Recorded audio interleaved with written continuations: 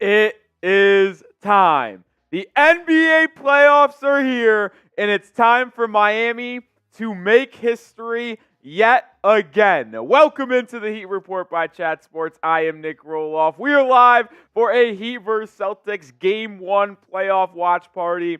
It was a battle to get here after losing to Philly. You beat Chicago on Friday, and then now it is Heat-Celtics Part 4 in the last 5 years. It's kind of crazy that these two teams have just been on a collision course all year long, and really in the last 5 seasons they have played almost in every single postseason. It is fun to be here. It will be a blast. We have Cullen with us today.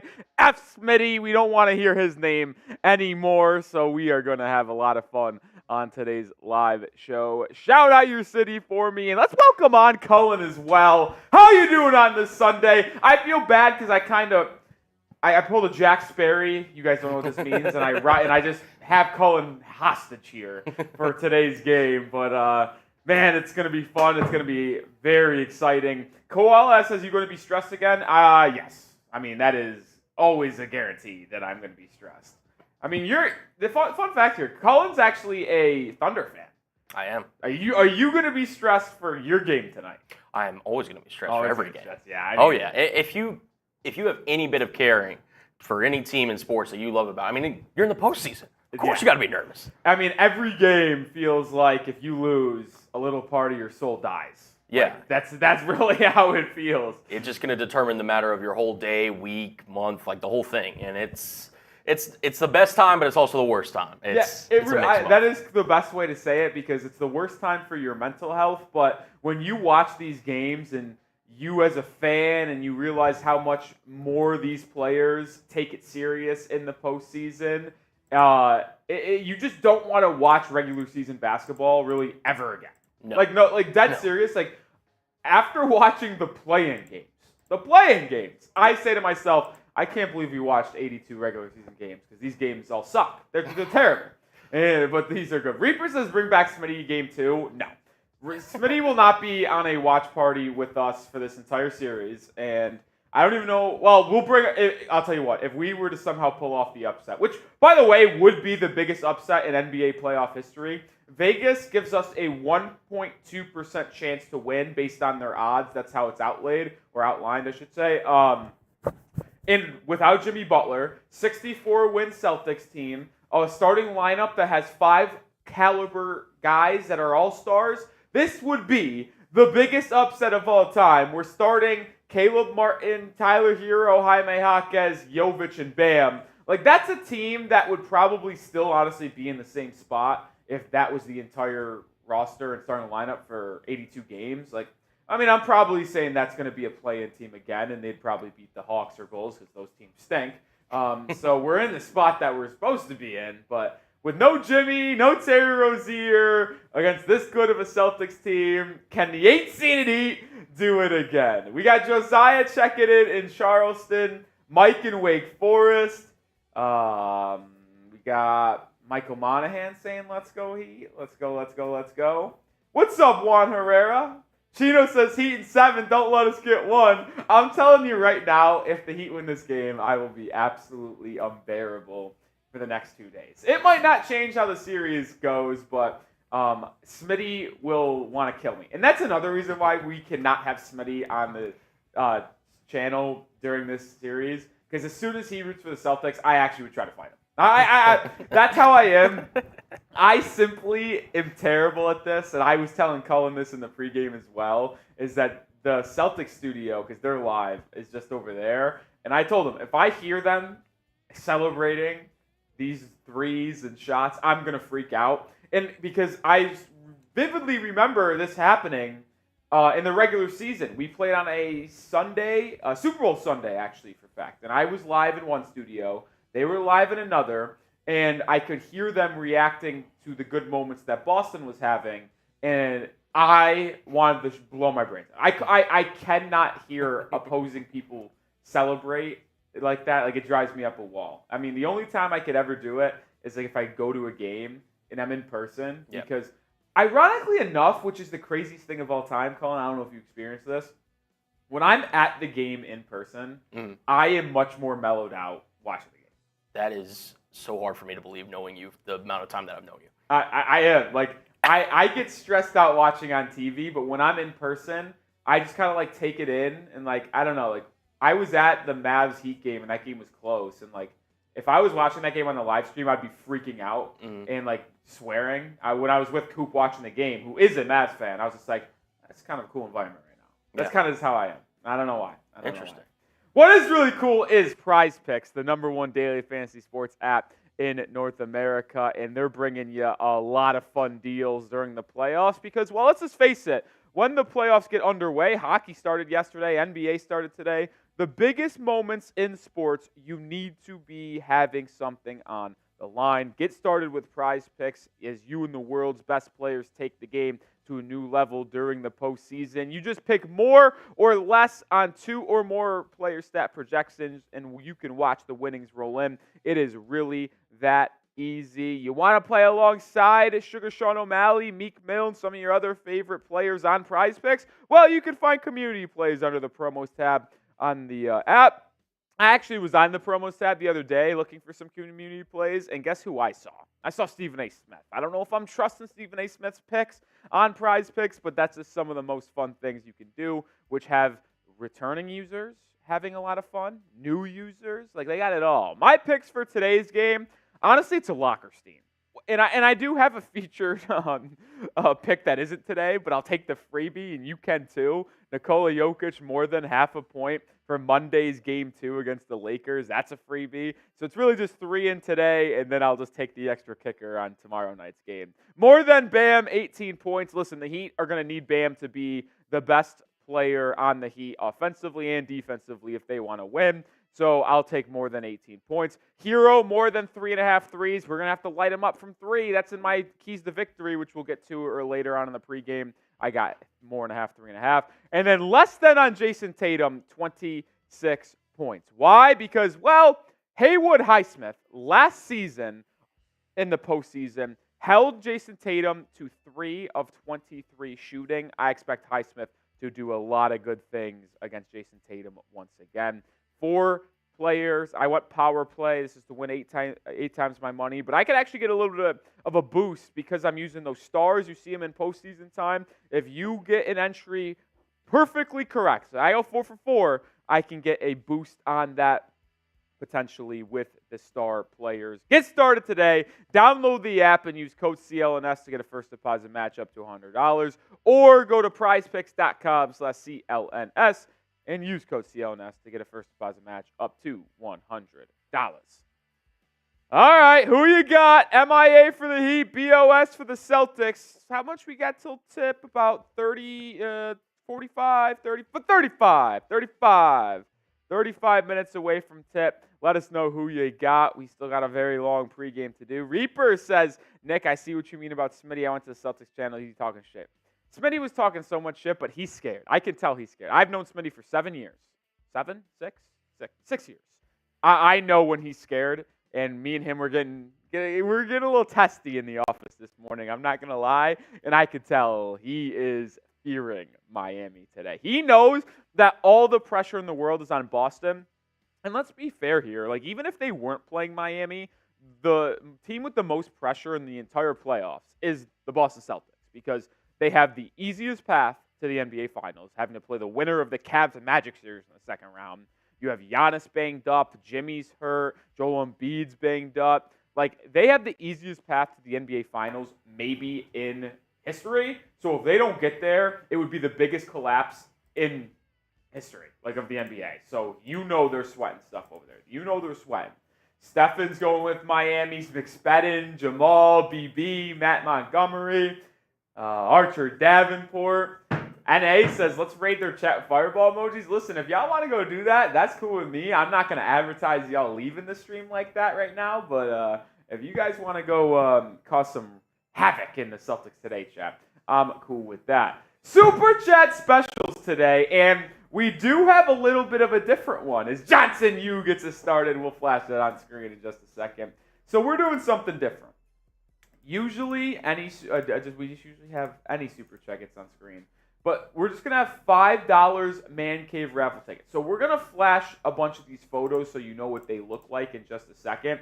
But for the entire series, and this is like, we have 3 different things going on here. So I just want to explain for the 83 people watching. $5 Super Chat gets you a raffle ticket for our Miami Heat fan cave item. We'll flash this right here. This is what it looks like. $5 gets you a raffle ticket. This raffle is for the entire series. So this is just a Heat vs. Celtics raffle item right here. $5 gets you a raffle ticket. For our April-long raffle, that is still the Bam Adebayo laser-printed autographed jersey that we've been showcasing throughout the entire month. $10 gets you a raffle ticket for this little bad guy right here. We have quite a lot of entries in, if we're going to be honest, because that's a month long. And the last stream actually will be next Monday, April 29th. It's a Monday. That is the final stream of the month. It could be the last game of the year if we get swept. But either way, that is the day we will raffle off this jersey. As always, a $20 Super Chat gets you into the Miami Heat Report Hall of Fame as we are getting closer and closer to filling this bad boy out, and then we'll raffle this off once that's completely filled out. Cullen has been nice enough to agree to $50 beer bong race. So same deal with me and Smitty that we had going through the week. $50 Super Chat is a beer bong race. And then here's something different. Series MVP. It's the same type of jersey as the Bam Adebayo laser printed autographed, but it's our main man, Jimmy Butler. And I wanted to do this to show my respects for Jimmy. He's not going to be playing in this series, but I thought it would be cool to still have him represented. And what does Series MVP mean? It means whoever sends in the most Super Chats during this series. So if this game goes 7 games, we're going to keep track of every Super Chat sent in. We'll have running totals for every single person who sent in a Super Chat. And the person who has the most after this series will get this jersey right here shipped out to you guys. Remember, whoever sends in the most, it's not the most individual, but it's the most amount of money. Series MVP gets the Jimmy Butler autographed jersey. And then today's deal of the day for yours truly is this. Every $100 is a beer bong. So that's as total, not in one individual Super Chat. That will just be me taking that down, by the way. So hypothetically here, just to show you an example, if 2 people send in a $50 Super Chat, well, that'd be 2 beer bong races for me and Cullen, but I would also have a third one on extra. It's like every $100. So that's what our Super Chat specials is today. Johnson, you with a $5 Super Chat, first Super Chat of the live show and first Super Chat of the stream. Shout out to Johnson, you, a Knicks fan who got a win yesterday. They don't believe in you, Herro. They're counting the Heat out, but not me. Heat in 7. Spo is about to run circles on Jaylen Bum ass. But Jaylen Bum and J shit Tatum. Hell yeah, Johnson, you. That fires me up, baby. Heat in 6. Heat in 6. Heat in 6. I believe. Reaper, that is true. That is true, Reaper. That is true. Don't know when the first video is going to be, but it's coming up soon. Remember, we do still have these playoff specials too, by the way, and we want to showcase this in the pregame to give you guys a reminder, because here's the fact of the matter. Like, we can't show this with how quickly the game moves in the during the game. So we can't flash this graphic. But just so you know, if Bam dunks at home or if Tyler Herro hits a 3, that is 1 minute of $5 shots as well, which would also get you a raffle ticket. So it would get you plenty of things. A shot, raffle ticket, we got the Patron, homie. You know that. So just remember, Bam dunk or a Tyler Herro 3 during the playoffs. 1 minute of $5 shots. We are battling Celtics today as well, so make sure we don't lose. Like, there's a high chance we lose this game. We are 13.5-point underdogs. I mean, this would have to be quite the upset to get a win. But if one thing needs to happen, it's for us to win our Super Chat battle. I think they're higher than 0. We'll check in with Smitty. I think we've heard them go off. But right now we lead 5-0, which is what I'll take the most. If you're ready for today's game, hit that thumbs up icon. 100 people watching, only 36 likes. Let's get to 50 likes ASAP as we are 28 minutes away from tip. Y'all remember, we get to 50 likes before tip. I'm taking a shot at tequila. Let's do it. Hit that thumbs up icon. BBAC, I should say, is ready for this game. Spamming, let's go, Heat. Smitty did say that they're at 50 right now. So around 50 to 5. Mm-hmm. That is very manageable to come back from. Very manageable. I saw Mr. Gio in the chat. It's one of our big super chats earlier. He said something about work, though, which would be devastating for the program.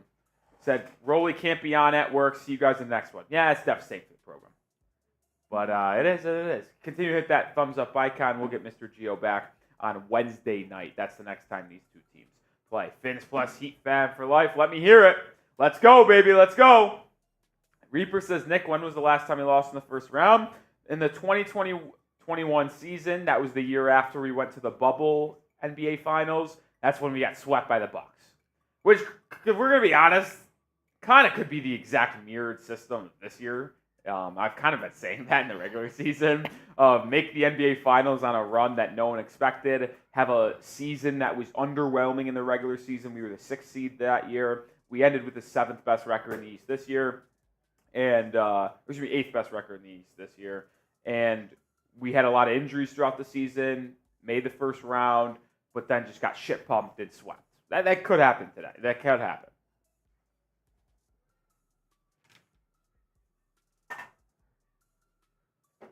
Not bad.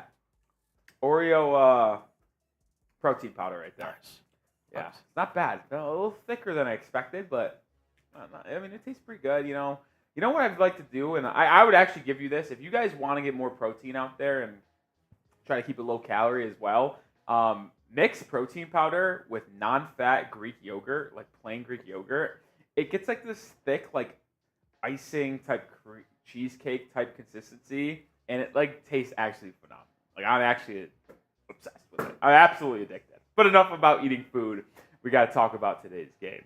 King Mystic says the Bulls host called you a bad host. Next, Seep said that. I'll beat the shit out of Seeps. Biggest key to victory for Miami. Let me hear your thoughts down below. I'm often on here talking about what I think, and I'm telling you and try to entertain and inform. But let me hear what you guys have to say on the Miami Heat. What is the thing that needs to happen for Miami to win? We're going to hear what you guys have to say, and then I'll go through my 4 biggest keys to victory in our pregame. Aaron Fitzgerald says, waking up playoff Jay. Are you talking about playoff Jaime? Because, well, if playoff Jaime is anything like play-in Jaime Jaquez Jr., we're in for a treat considering he had 15 points, I believe, against the Philadelphia 76ers on Wednesday, and then had 21 points on Friday. That was a big-time performance from the Rook. He kind of got in a lull there in the second and third quarter, but he was so good off the gate. I think he had 8 points early with a 3 and 1 and a layup. Triple J was fantastic, and they're going to need him to come with his defensive A game because he's going to have to start by being matched up against one of Jaylen Brown, Jayson Tatum, and Derrick White in all likelihood. I'll be intrigued to see how they match up with Boston. I will. I am forecasting that Bam will start on Jayson Tatum, Jovic on Porzingis, Caleb Martin on Derrick White, Jaquez on Jaylen Brown, and then Herro on Holiday. That's how I forecast it. We'll see if that's what Bam or Eric Spoelstra elects to go with. Koala says, seriously, Bam needs to drop 30 tonight. Wouldn't say 30, but I do agree with the sentiment. He has to be that type of player. Matt Montgomery says 25 from Bam.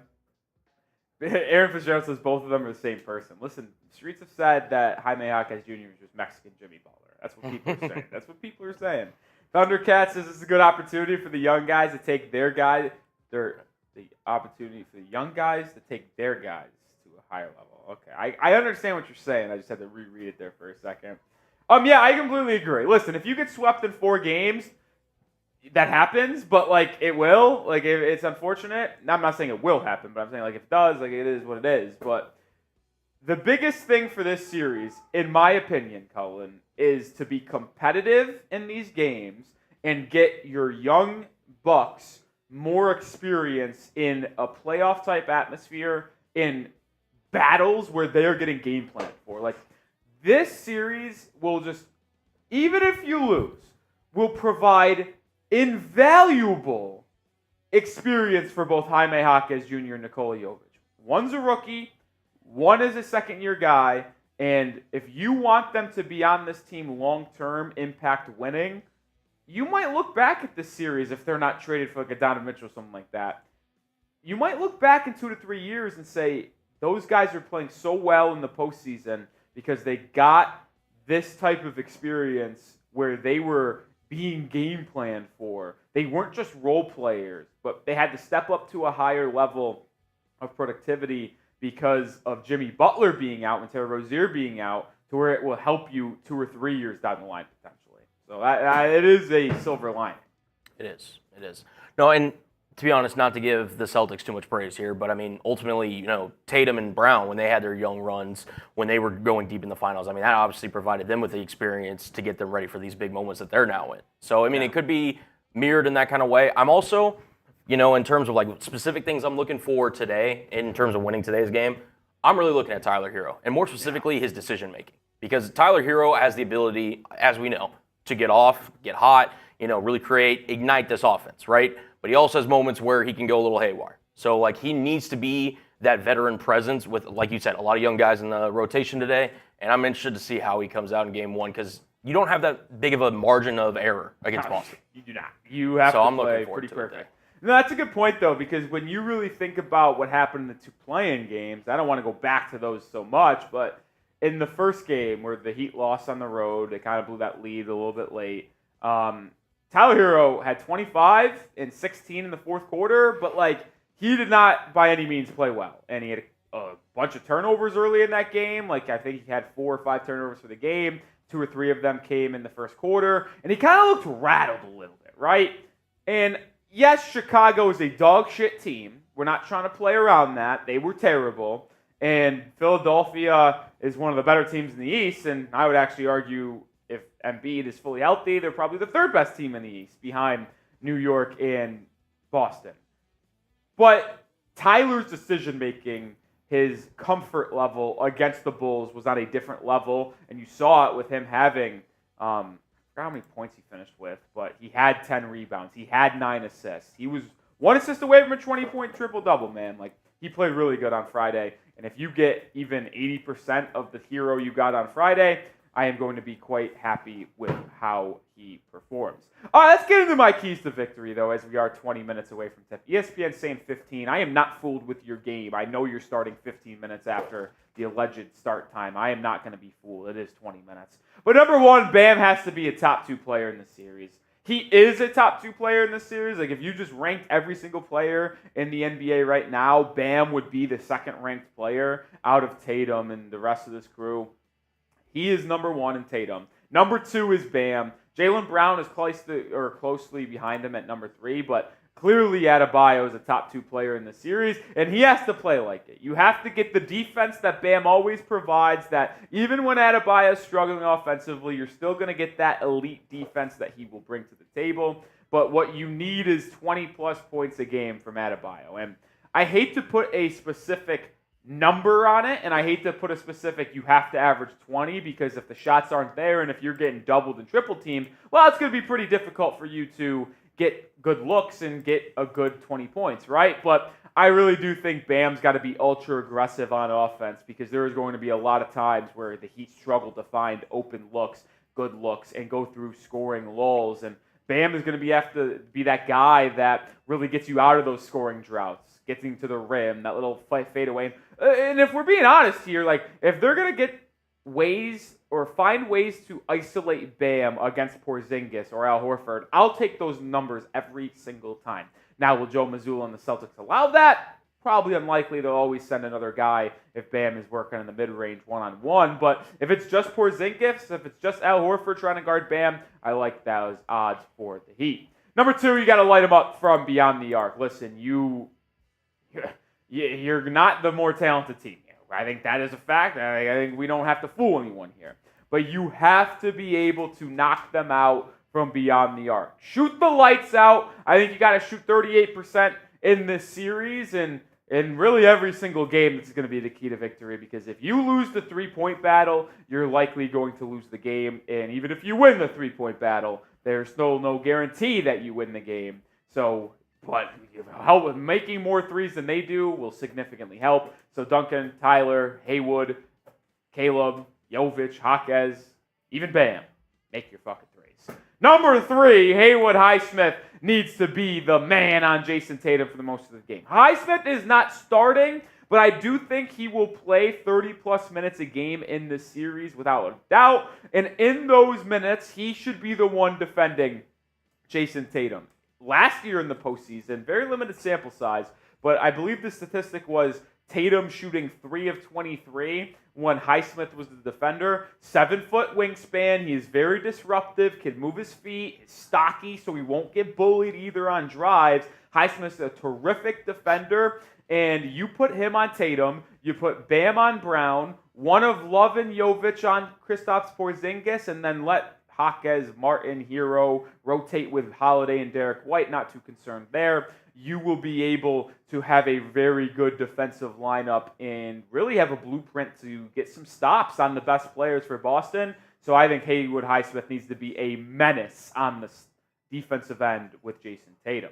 Number 4, no Derrick White heroics. And I know it's crazy to kind of say this, but Derrick White, especially when the Heat are playing on the road in this series in TD Garden, you are going to need to keep the crowd noise and energy level as low as possible. And there's no one on the Boston Celtics that elevates the crowd and gets them fired up more than Derrick White, doing something, whether it be a dunk, a steal, a block. They freaking love this guy over there. He's a folk hero to them. So in order to keep the crowd at a bay and get Miami to silence the crowd, as we say, Derrick White cannot have a big series. All right, those are my keys to victory. Let me know what you think the score of today's game is going to be. Predict it for me down below in the comments section. Celtics favored by 13.5. Do I pick the Heat to win game 1? Listen, I said Heat in 6, so there's going to be 2 games where I think Miami loses. I mean, I don't want to be that guy, but I do think this is... I said Heat in 6. Don't come at me. You can't win them all. I said Heat in 6. So I do think there's going to be a game that Miami, or 2 games that Miami lose. I do think this is one of them. Okay. I do think this is one of them. You just played on Friday, 1 day in between games. The game that Miami wins that is necessary is Wednesday in Boston, game 2. Because you're going to get 2 days off. Play today, you get Monday, you get Tuesday off. You're back on Wednesday. Who knows? I mean, they said week to week with Terry Rozier, but Spo says we're treating it like day to day. So you never know. Miracles happen. Maybe Rozier's playing on Wednesday. He's not going to play. That's just me being optimistic. I do think today is going to be one of the games that the Heat lose, though. I mean, but I like the optimism from you guys in the chat. I like the optimism by you guys in the chat picking the Heat to win 119-105. If the Heat win 119-105, we're having a party. We're having a party. Diego says 102-98. Opa says, Heat in 5, baby. Yes, sir. Yes, sir. Yes, sir. I love it. F it, baby. Heat in 5. Heat in 5. Jrue Holiday is lucky that Jimmy is not healthy because he'd be sunned in the first round of the playoffs for a second straight year.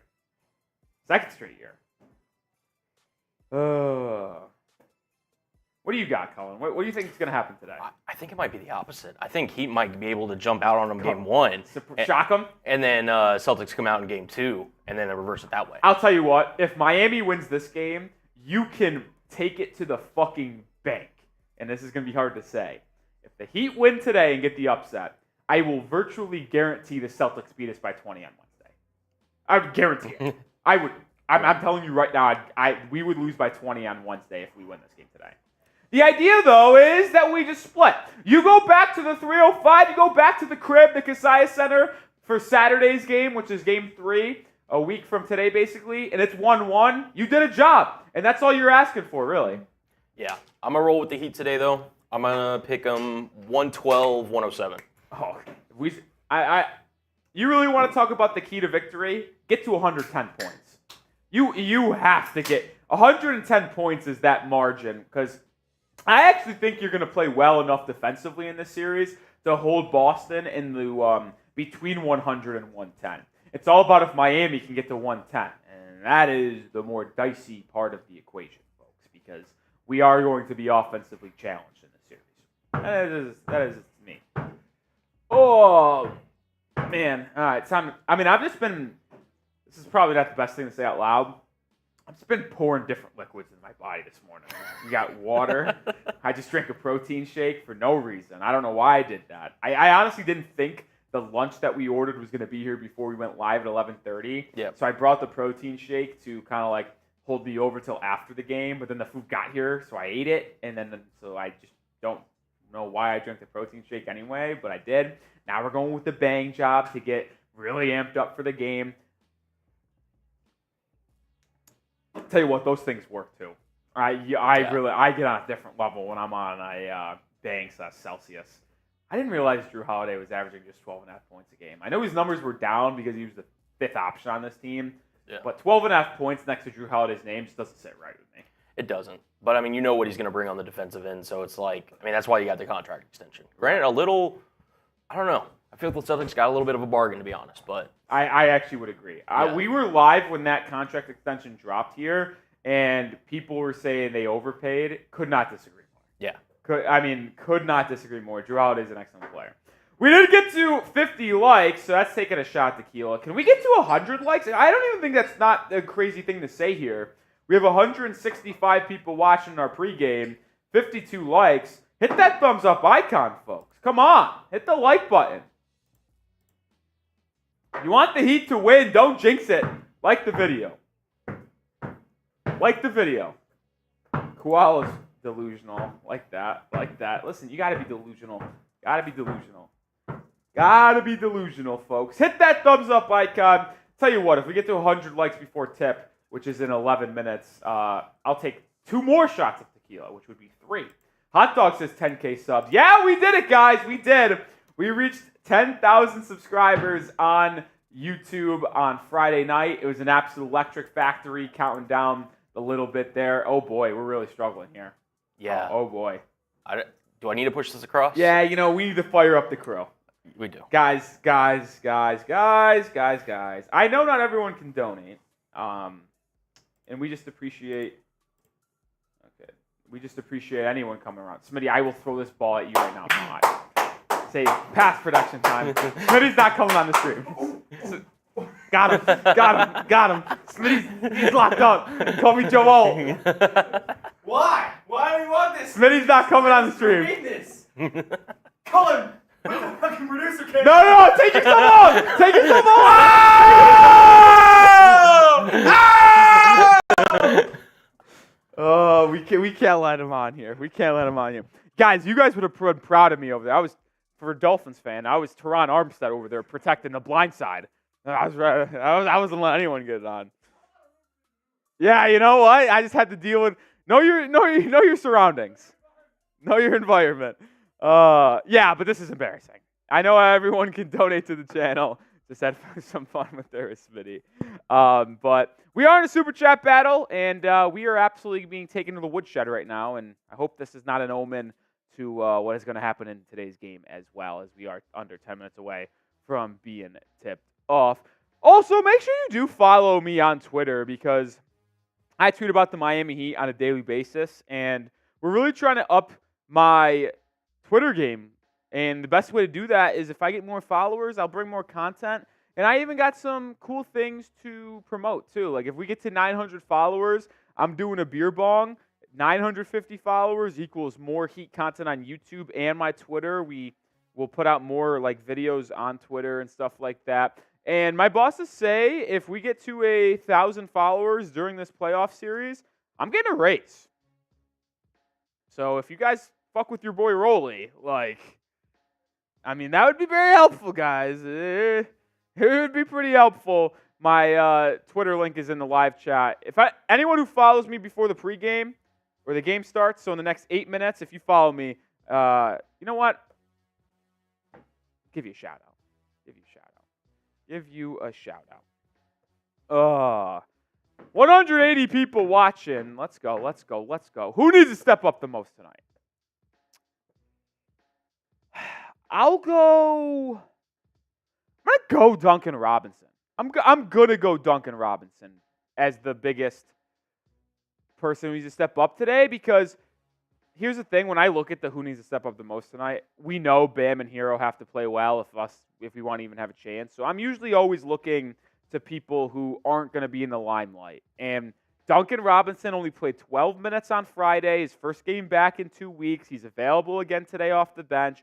But if he comes off the bench for Miami and is able to knock down 4 or 5 threes, like, okay then. Well, we got juice, folks. You get 4 or 5 triples off the bench from Duncan Robinson, and, well, that's going to change the tide and get some momentum into your favor. So I'm a big advocate of Duncan Robinson coming off the bench and being someone to step up and have a really good series and a really good game if Miami does want to win. I feel pretty good about putting him as my guy to do that. New Gen says Herro. Abby Triple J. Angel says Duncan.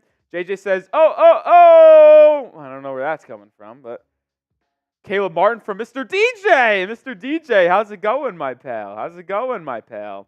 Peter Alex says Bam. Spolstra from Andres. Underrated part of it. Spo's always ready to go step up. The thing with him, though, don't be afraid to use your challenges, Spo. Adebayo from LE. Monteca says Demon Martin. Underrated person who needs to step up, DeLon Wright. You're going to get minutes in this series, and DeLon, are you going to be able to handle those minutes, provide us some offense? Because we know he's going to be good defensively, but is he going to be able to provide some good offense? That's the question. That is the question. Excuse me.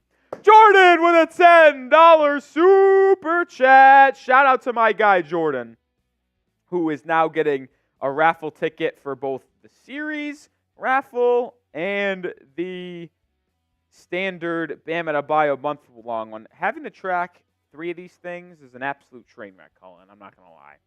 Having to track 3 different giveaways is just not great, Jim. Not great.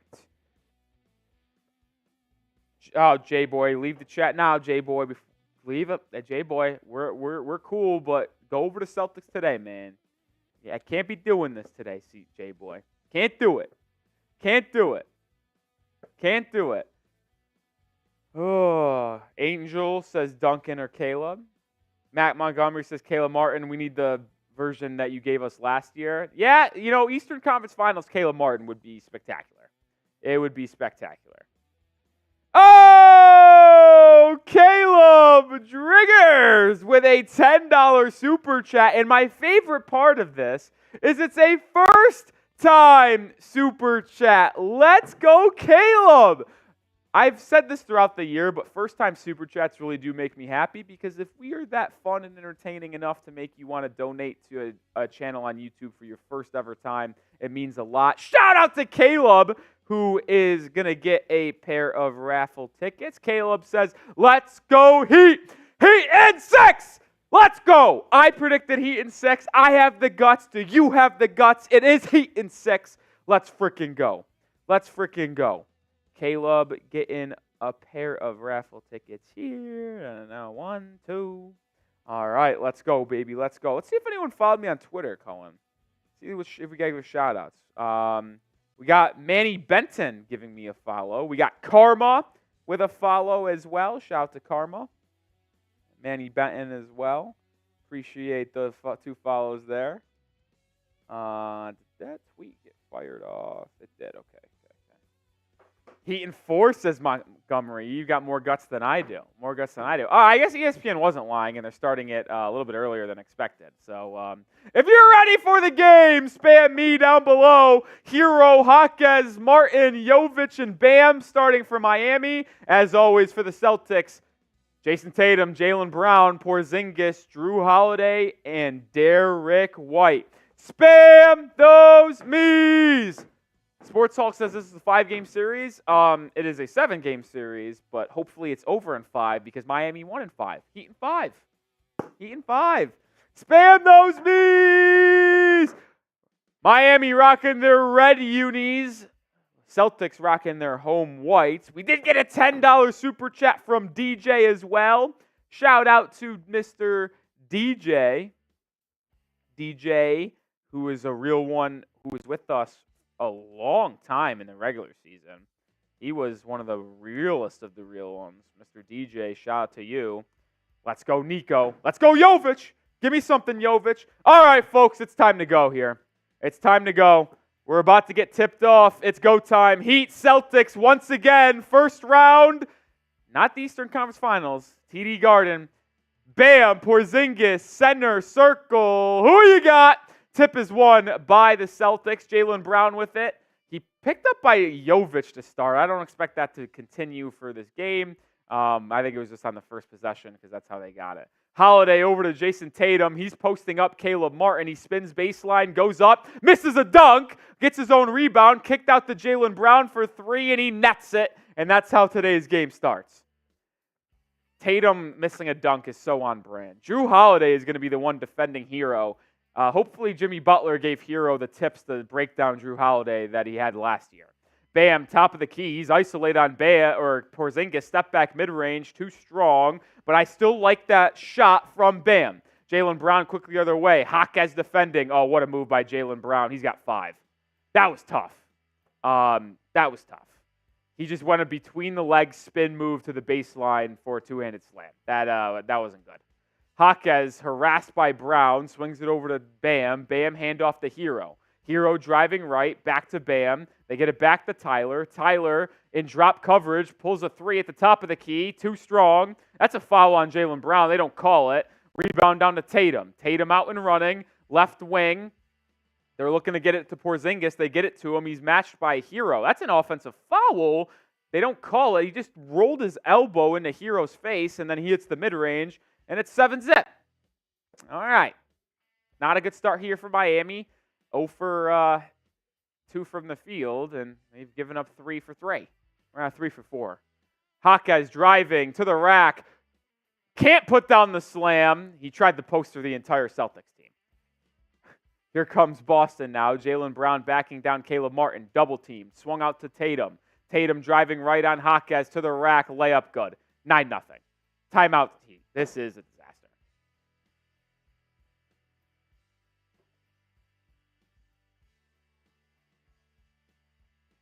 Well, not the start we were looking for, folks. Not the start we were looking for. All right, Luke, I'm not saying the series is over, but down 9-0 off rep is not ideal. Not ideal. Listen, like I said, if the Heat lose today, the Heat lose today. It just makes Wednesday game more important. You're not going to win every single game. You're especially not going to sweep the Boston Celtics. But it would have been nice to get off to a more easy start than this game. Now, I mean, 9-zip is a disaster. 2 minutes in, 9-zip. Yeah. Not good. Not good. They're looking like they are out for blood as well, which is probably very fair since they lost last year. But we'll see. We'll see. What you need to check out is Prize Picks. Get started today with prizepicks.com/CLNS and use code CLNS to get a first deposit match up to $100. The number one daily fantasy sports show or an app in the market. You can now win up to 100 times your money on Prize Picks with as little as 4 correct picks. You can turn 10 into 1,000 with basketball, hockey, NHL. You got League of Legends, soccer, the number one daily fantasy sports app for a reason, folks. Get started today. It has something for every sports fan. You could combine picks with LeBron, Connor McDavid, Jude Bellingham. Like, they have it all. My picks for today are as follows. I have more than on 18 points for Bam, more than on Herro 3.5 threes. Would have been nice if he knocked down his first one that was pretty wide open a second ago. Less than on Tatum, 26 points. I don't think he scores more than 26. I actually feel, if you would ask me which one is the most I'm confident in, even with getting a special, which you can too at Prize Picks right now, more than half a point, I am still more confident in Jayson Tatum scoring less than 26 points today. This 4-player entry is to win 8 times my money, but guess what? Because I'm using those stars that you saw on screen, it actually can be more if I get a perfect 4 for 4. So get started today. Download the app in your local app store and use code CLNS, or go to prizepicks.com/CLNS and use code CLNS. All right. Hopefully that was as bad as it's going to be. Just need to settle in, weather the storm. It's not about how hard. What's the term? It's not how you get hit. It's how you get up. Is that what it is? Something around those lines? Yeah, it's not how hard you hit, it's how hard you get back up when you get hit. I don't know. Something like that. It's not how hard you get hit. It's about how you get up. Something like that. Something like that. We got hit pretty hard. I mean, Yeah. they are perfect. They're 4 for 5 from the field, 9 points, and we can. Hopefully we'll bounce back. Hopefully we'll bounce back. It would suck if this game was a blowout. It would suck if any game's a blowout, and not if the Heat win. But like I said, someone asked me before we went live. Of if this game's a blowout, does that change anything to you? And I said no. Like this, no matter what the result of this game is, it would not change my outlook on the series. Now what will change is game 2. No matter what happens, we lose by 1 point, we lose by 50 points today.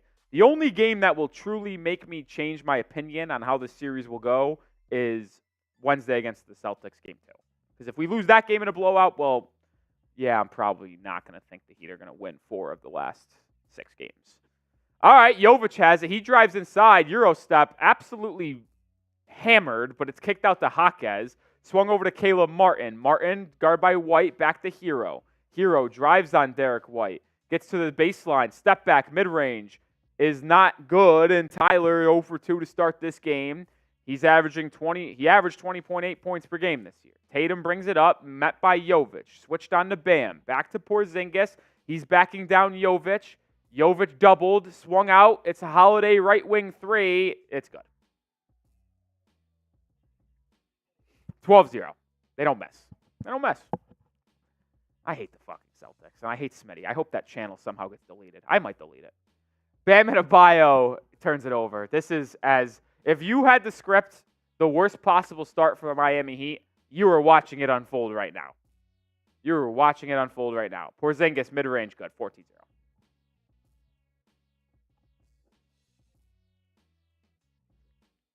They were 6 of 7 from the field. We're 0 for 4. Caleb Martin drives in, drops it off to Bam. This is where Bam needs to be aggressive. He's in the paint, fades away on Porzingis, and we're on the board!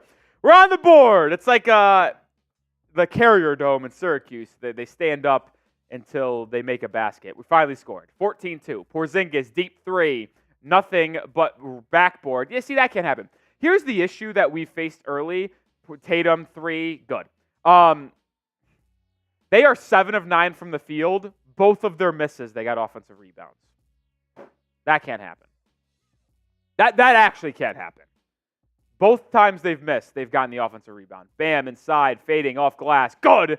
Bam Adebayo, back-to-back baskets. He's got 4. 17-4. Listen, I'm already going to put on score watch. We need to get to keep it within 8 at the end of 1. Derrick White, 3. Oh, they missed, and we finally got the rebound. All right. There's a stop. Here comes Bam now the other way. Keep on cooking Porzingis, dude. Porzingis blows. Bam to the rim, fouled. Oh, it rattled in and out. Could have been an and 1 for Bam, but Adebayo going to the line. Here is another fact.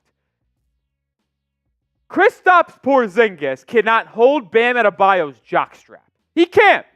The only reason why Porzingis is this improved player that everyone wants to point him out to be is because he's the 5th best player on this team, or 4th best player, whatever you want to say. Like in a one-on-one scenario, Bam washes this dude. So Adebayo needs to wash him every time he gets the ball. We're good. 17-5 as Bam made the first free throw. We're fine. Keep it. Get it under 10 going into the second quarter. I'll feel fine. Bam's got the first 5 points for Miami. He has the first 6. 17-6. Let's continue stack stops. In a defensive set, it is Herro on White, Jaquez on Holiday. Bam is guarding Porzingis. I did not see that coming. They get it to Tatum. He's matched by Martin. Right wing. Now backing him down. Drives inside. Stripped. Gets it back. Dribbles it back out. 4 on the shot clock. Tatum behind the back, step back, swings over to Derrick White. Great defense by Miami. Missed shot, and that was the best defensive possession of the day so far. Rebound by Bam. There we go, fellas. All right, we settled into the game. We've settled in. We're here. Herro inputs it in the Jaquez. He's posting up Derrick White, the rookie, spinning, fadeaway, baseline. Good! We're here, folks. We're here. They got out to their cute 14-0 run. We're here. Holiday posting up Herro. It's stripped. It goes right out to Porzingis. Hashtag, of course. Kristaps gets railed into by Caleb Martin. Like that move. Such a fucking message, Caleb. Soft-ass Loftian. Derrick White, don't want to hear about this first All-NBA defense. Yeah, he's a good defender. Jaquez, take him to the woodshed in the post. He's too little. Here we go. Here we go. It all starts with defense, folks. That's all what I always say. Everything stems from defense for Miami. All right, we're on an 8-3 run here, guys. That's what we like to see. Peyton Pritchard in for Celtics. Jayson Tatum sits down. Is there any? Al Horford's in as well, so double big lineup for the Celtics. This is where I'd like to see Jovic on Horford. I don't know. I don't understand these matchups right now. Jaylen Brown hangs, gets a foul call. That's Caleb Martin's second. That is not good. Caleb Martin has 2 fouls early. I'm going to be honest, I don't think this was a foul, Cullen. Listen, we are a benefit of the pump fake, get him up in the air, jump into him, like Bam does it a lot, Jimmy does it. But I don't think, Jaylen Brown goes to the side. That's not a foul. Yeah. That is, Boston's already starting the ref show early. I hope they can fucking hear me. Yeah, no, Ball doesn't lie, Jaylen Brown misses the free throw. I was going to say, Caleb Martin actually did a really good job of staying away from Jaylen. And Jaylen kind of just leans in and just... That's not a foul. There is no world where that's a foul. That's questionable at the... Yeah, it's questionable. Caleb Martin will take a seat with 2 fouls. Haywood Highsmith into the game. Jaylen Brown's 0 for 2. Ball doesn't lie! All right, let's continue to go into this lead now. We're down 9. Jaquez backing down Pritchard. Baby, come on, Triple J. He's double teamed. That's the respect. Bam, catch the fucking ball. He gets it. Oh, my God, chaos. Jovic out to Jaquez. Swung to Highsmith. Come on, Haywood. Right wing 3. Left it short. Need those to fall. What was key number 2, folks? Light him up from 3. Can't miss wide open looks like that. Brown driving. Blocked! Jovic says, get it out of here! And it's going back to Miami. Jovic has been such an improved defender over the course of the season. And he just said, get that weak shit out of here, Jaylen Brown. You still have no left hand. Celtics 7 of 12 from the field. Heat 3 of 8. We're down 9. We're fine. Defense is settling in, folks. Herro over to Jaquez. Top of the key. Driving on Porzingis. Show and go. Fading away. Left it short. That's a foul on Pritchard. Thank you. Finally. Get your fucking head out of your asses, refs. It's going to be on the baseline for Miami. Pritchard just shoving Tyler Herro. And it will be Heat ball on the baseline with 6 minutes in the quarter to remain. I mean, that was ridiculous. It was a delayed call, which called initially, dude. Jovic to inbound, gets to the Bam at the top of the key. Bam hands it off to Tyler, getting chased by Pritchard. Pritchard is a pretty solid defender, not going to lie. Herro, pull up mid-range, blocked. All right, hit front rim. I thought it was blocked, but I guess Herro just sent it to the moon. Rebound by Celtics. Jaylen Brown brings it up. Hezzy Hay drives on Jovic. Can't finish. Rebound. Jovic. Here he comes. Jovic shot out of a cannon. Euro step inside. Hangs off glass. Good! Nikola Jovic is good, folks! My goodness, is he good. 8-0 run for Miami. We're right back in the ball game. Porzingis backing down on Jaquez. Now faces him up. Pump fake. Great defense by Triple J. And pokes it out of bounds. That Loftian fuck sucks. Don't care what people say. If he has to do anything on his own, he can't do it. I'll tell you what is very impressive. Nikola Jovic, he is an excellent Euro step player. We've seen it all year long. When he gets out in transition, he does that little Euro step to the left hand or hangs and puts it off glass. It's impressive stuff, man. DeLon Wright into the game.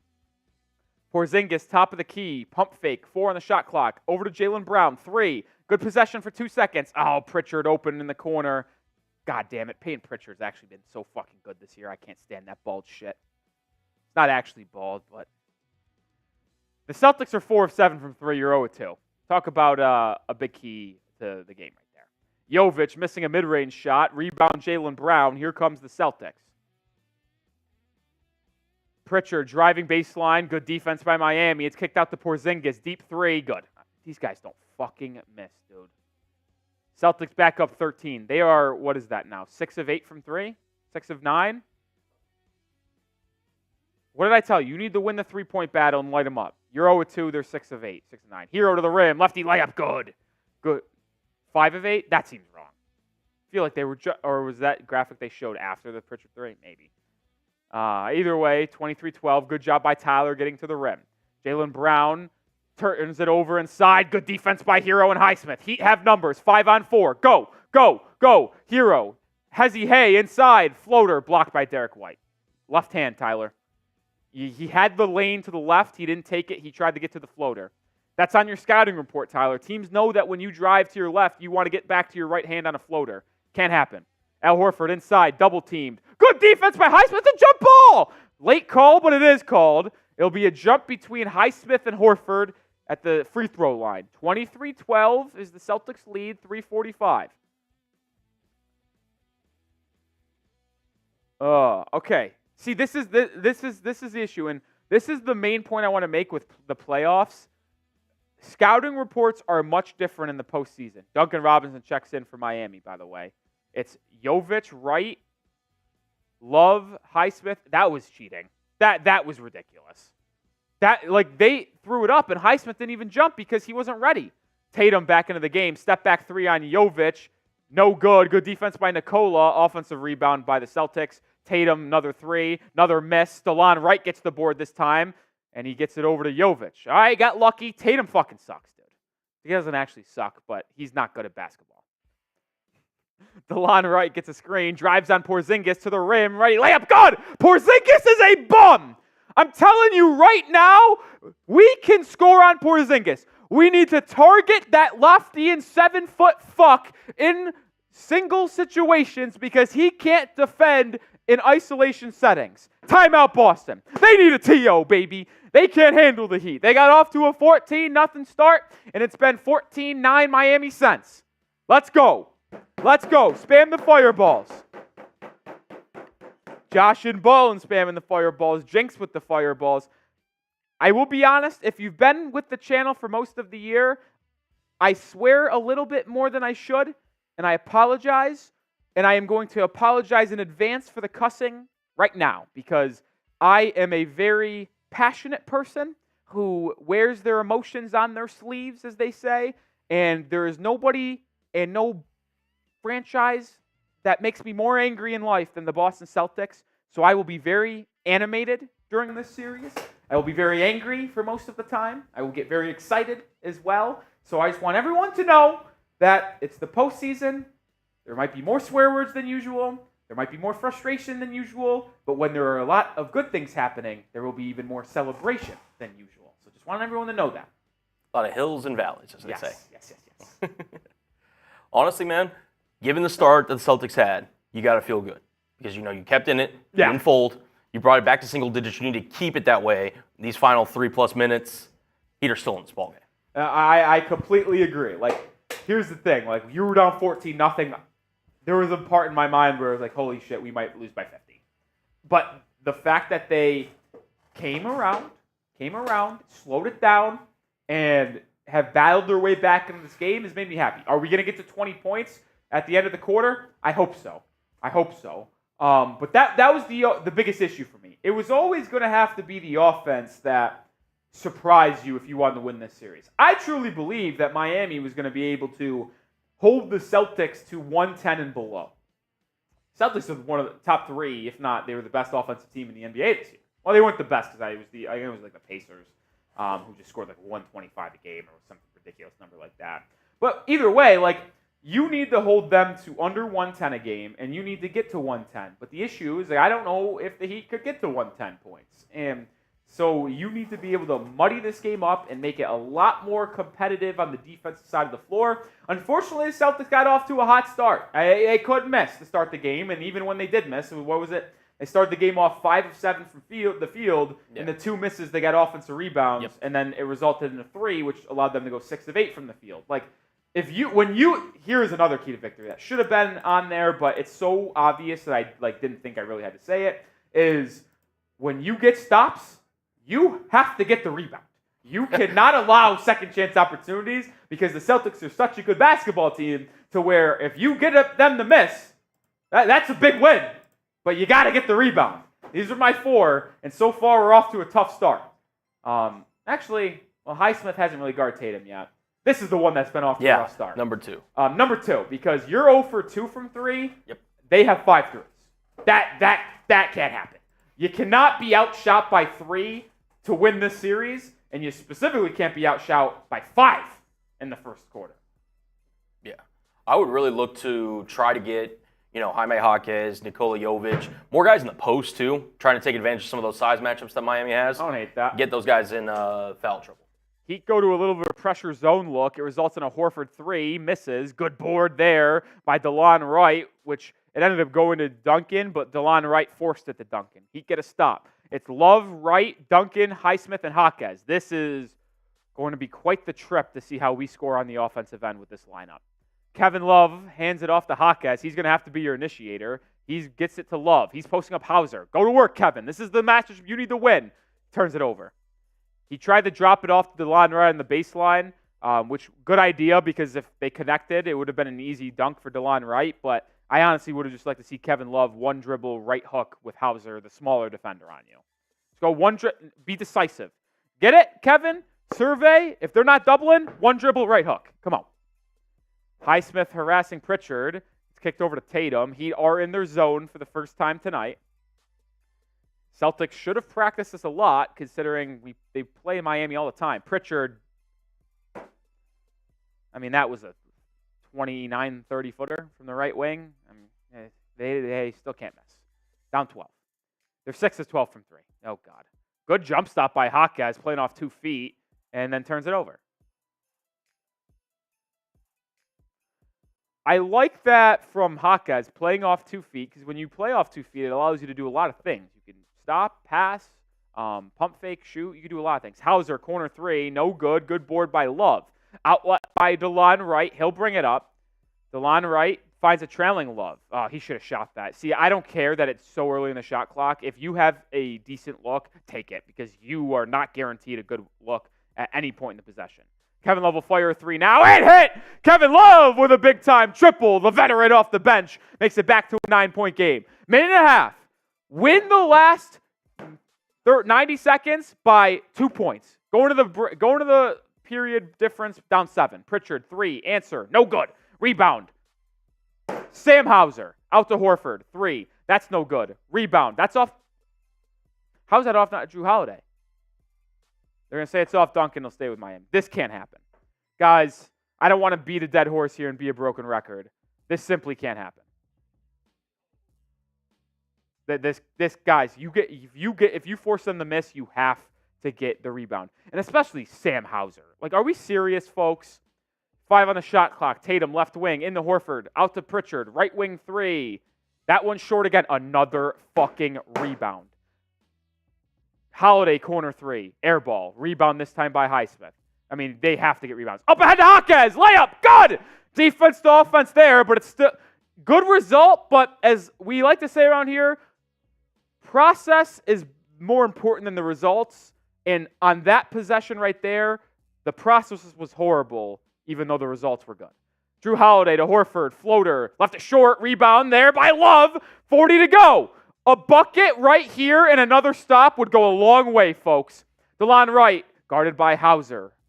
Gets a screen from Love. Wright picked up by Horford. Swung to Jaquez. In the Love. One dribble right hook, Kevin. One dribbles, fade away. God!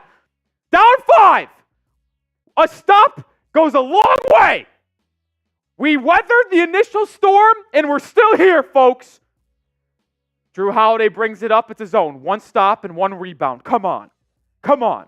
Jrue Holiday on the right wing gets a screen. Swings it into the corner. It's a Hauser 3. Missed it!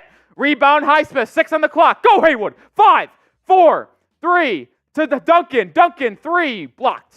And that will be the quarter. But it's, you know what? Fuck it. I'll take it. I will take it.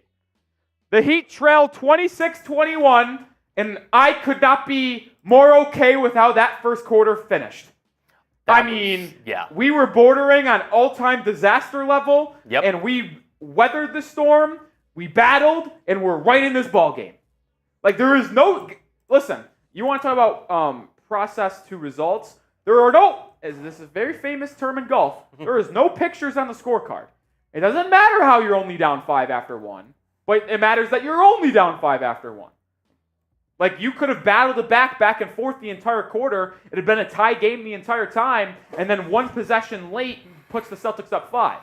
Or you did what we did, go down 14-0, and then battle all the way back, go down 12 again, and then make a run to make it a 5-point game going into the break. That's a great start. And I love this graphic from Cullen. Hate the Celtics because I fucking do. F Boston. And if I was allowed to put the real word on there, I would, but I can't do it due to laws. F Boston. F Boston. The best thing about that first quarter is you could argue that everything that went wrong for Miami is fixable. Like getting offensive rebounds, or allowing offensive rebounds to Boston. Like taking easier shots, taking smarter shots. Like the Celtics, plain and simple, whenever they got out to their runs and everything, they should have been killing it in that quarter. And for the fact that Miami's only down 5, you got to feel pretty great if you're a Heat. We went down 14-0. Like I said, battled back. We're down 5. Here's another part. They made 6 threes in the first quarter. We made none. Oh, 1. Excuse me. Oh, I got to delete this tweet. Fuck. I thought you didn't delete tweets. Well, when they're errors and facts. When errors and fact. That's fair. True stuff. But yeah, man. 1 of 4 from 3 in the first quarter. Like, they have to shoot better. They do. Yeah, listen, we went, I think, 1 of 3 from 3. They shot 18 threes. God, I think they went 6 of 18. 6 of 18, which actually turns out to not be a good percentage. 33%. You'll live with that. Obviously, the pure volume of 6 threes in a quarter, I don't like that. Can't allow that to happen. But that is probably also one of the biggest anomalies that we'll find in this series is there is no chance that they shoot 18 threes in another quarter this season. It's true. 18 threes in 1 quarter of play is ridiculous. Yeah. That's like Houston Rockets Game 7 against the Warriors type beat right there. Yeah. They had 5 offensive rebounds that quarter. Yeah, that can't happen either. That can't happen either. That was ridiculous. All right, 360 people watching. Reminder, $5 Super Chat gets you a raffle ticket for our Heat Man Cave item. $10 Super Chat gets you a raffle ticket for the Man Cave item, but also our Bam Adebayo autographed jersey raffle that is going on for the month of April.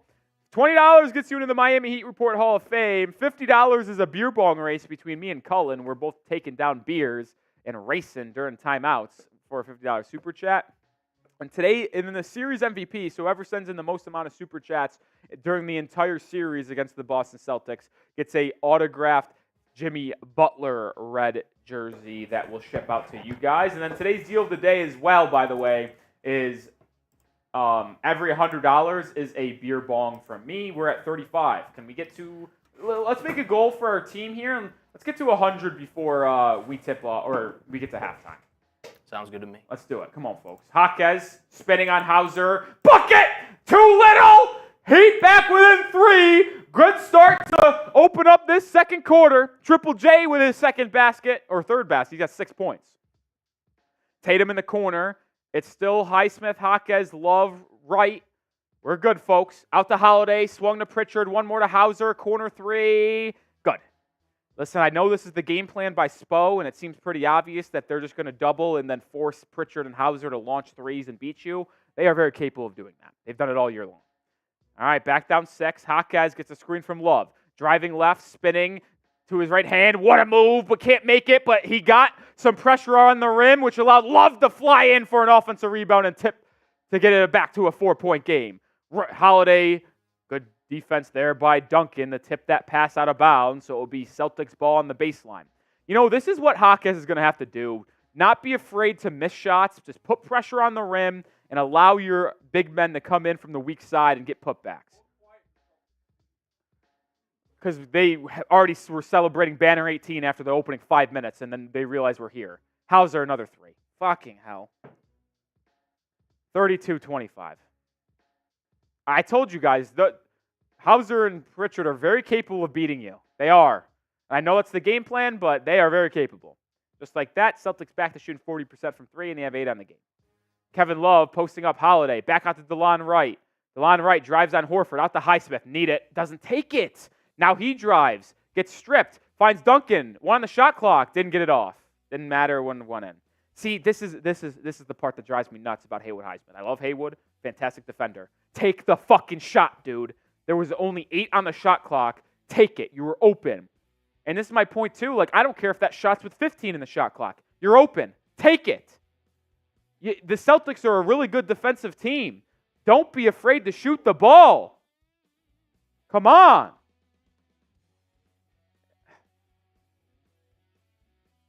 Come on, guys. Take the first open shot. Heat still in a zone. Herro back in. DeLon Wright sits down. Swung to Pritchard. 1 more to Hauser. Corner 3 for Hauser. Good again. Timeout, Spo. It's clearly the game plan. But you just can't, it's clearly the game plan, and the Celtics came well prepared against the zone because they do the same thing every time.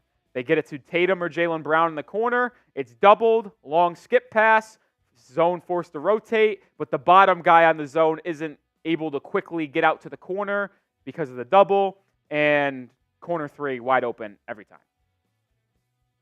Just can't allow them to shoot that wide open of looks, man. And I get it. The Heat have been a team that likes to go to zone at times, but just I don't think you can do it against Boston. And I actually think you match up fine enough in a man-to-man to where you do not need to play zone.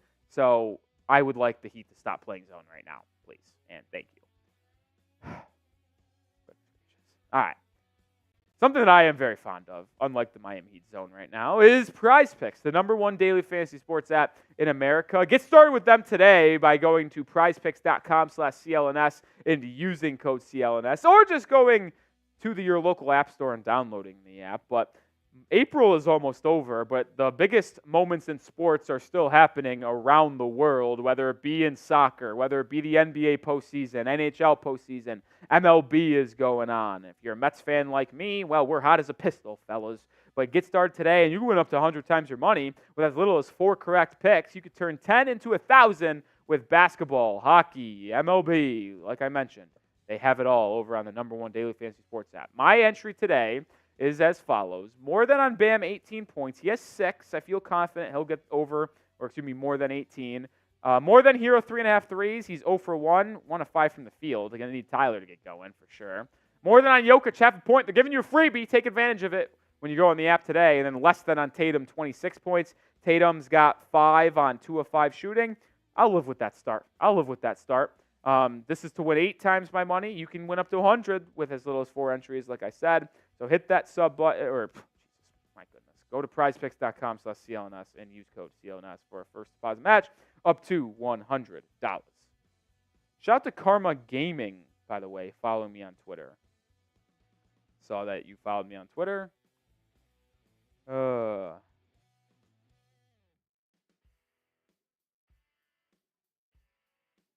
right.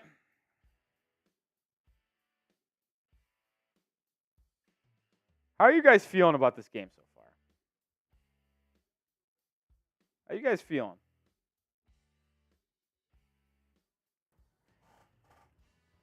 Little mixed emotions, I'd imagine. Yeah. Again, it's still a 10-point game. Not over by any means. But, yeah, you really have to just go on your own run here. Justin Fields is, what's up, Justin? Says, love you, Rolly. Thank you, man. Shout out to Justin Fields for tuning in. He likes to troll me a lot, though. And he does agitate me. He gets to me sometimes. I don't know if it was because of the Bulls thing or the game, but he just started laughing at the Heat in the comment section, and I was not feeling good about that. That's fair. We do need to get out of the zone, though, for real. And someone said Rolly's about to cry. I'm actually perfectly fine. It sucks that Sam Hauser's the one that's killing you right now, but simple adjustments have to be made. Like, it's every time. Like, they're showing replays. Every single replay is the same exact thing. They double the corner, whether it be Brown or Tatum. It's swung to the weak side on a long skip pass, not just the person next to you. And then because the zone can't rotate quick enough, it results in a wide open corner three. And Sam Hauser is very capable of making them. He's got 3. He's the leading scorer in the game for the Celtics with 9 points. He scored the last 9 points for Boston. Bam dropped the ball in a turnover. Jesus Christ, Bam. Here comes the Celtics now. Tatum in the corner. Baseline drive. He stepped out of bounds. Not called, and a foul will be called on Herro. So Tatum's going to go to the line for 2. One thing I've also noticed from Jaylen Brown and Tatum early here, Colin, is that they are getting the ball on the baseline and not afraid to spin towards it. There's now multiple times that they have got it and done a quick spin to go baseline to try to get a dunk or something. Yeah, and that's kind of what you have to in playoff situations. You have to make decisions on the fly really quick, and the Celtics are doing a really good job with that, and it's gotten them a lot of their wide open looks.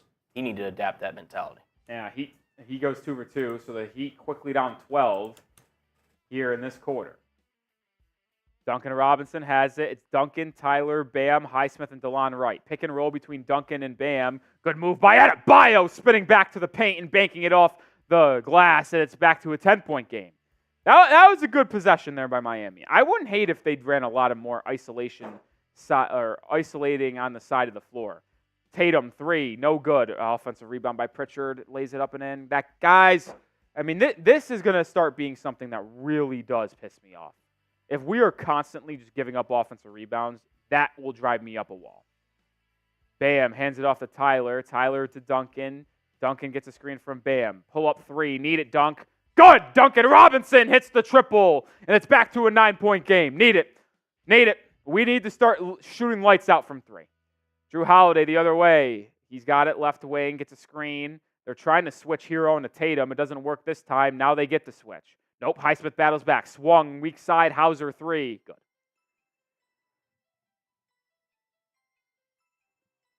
Guys, we have to stop leaving Hauser on the weak side corner. He's got 4 fucking threes. I don't care that it was the game plan. Stop doing it. Duncan trying to answer. Can't make it. Tatum board. We have to get out of this mindset. It hasn't worked. Hauser in the corner. Closed out quickly. That time it's kicked out to Jrue Holiday. Holiday inside the Horford. DeLon Wright is the one defending, and Horford right hook good. Down 14 once again. The lead has never been larger than 14, but it's been here 3 different times, I think. Maybe just 2. The Celtics are 6 of 7 in the quarter. Herro driving. Cut off. Turns it over. Oh, but Bam picks it up as it stayed, and then he misses an easy floater. These can't happen. I'm not going to lie. If you had to make a list of 10 things that needed to happen for you to win, all 10 of them would probably favor the Boston Celtics. Tatum backing down on Highsmith. Double team. I don't even think you need a double. Step back in the mid-range. Elbow jumper. It's good. 16-point lead, largest of the game. I'm fine with that shot. I am. I would rather not double and give up an open 3 on the weak side and have Tatum have to do the step back mid-range from 15 feet. Bam, 3, missed it, left it short. No, we're in danger zone, folks. We are in the danger zone. Tatum the other way, gets a screen. Left wing, that's not a foul either. Oh my God, they called it again. These guys are frauds. These guys, we are, it's hard to win when you're such an undermanned, under-talented team and the officials are calling this shit. It's not a fucking foul, man. That was on the floor. He was not shooting the ball when he absorbed the contact. And he's going to get 3 free throws because these officials are a fucking joke.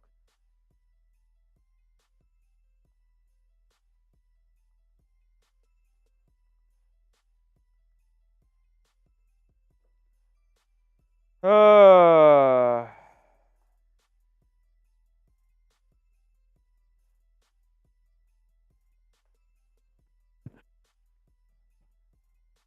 10 points at halftime, Colin? Should that be I think that's got to be the goal. You got to keep it within 10 at half. Keep it within 10 at halftime. Yeah. like I said, everything that could possibly. Oh, okay, so they changed the ruling to 2. They only got 2 free throws. You're down 18. 9-0 run for Boston. Not ideal. Bam, backing down to Porzingis. Give us the call. Thank you. It was the same fucking call that you've been blessing the refs or the Celtics with. Bam, going to the line for 2. Same exact thing. Pump fake, gets Porzingis in the air, go to the line. One thing is a bun leak here is that Porzingis can't hold Bam's jockstrap. Can't do it.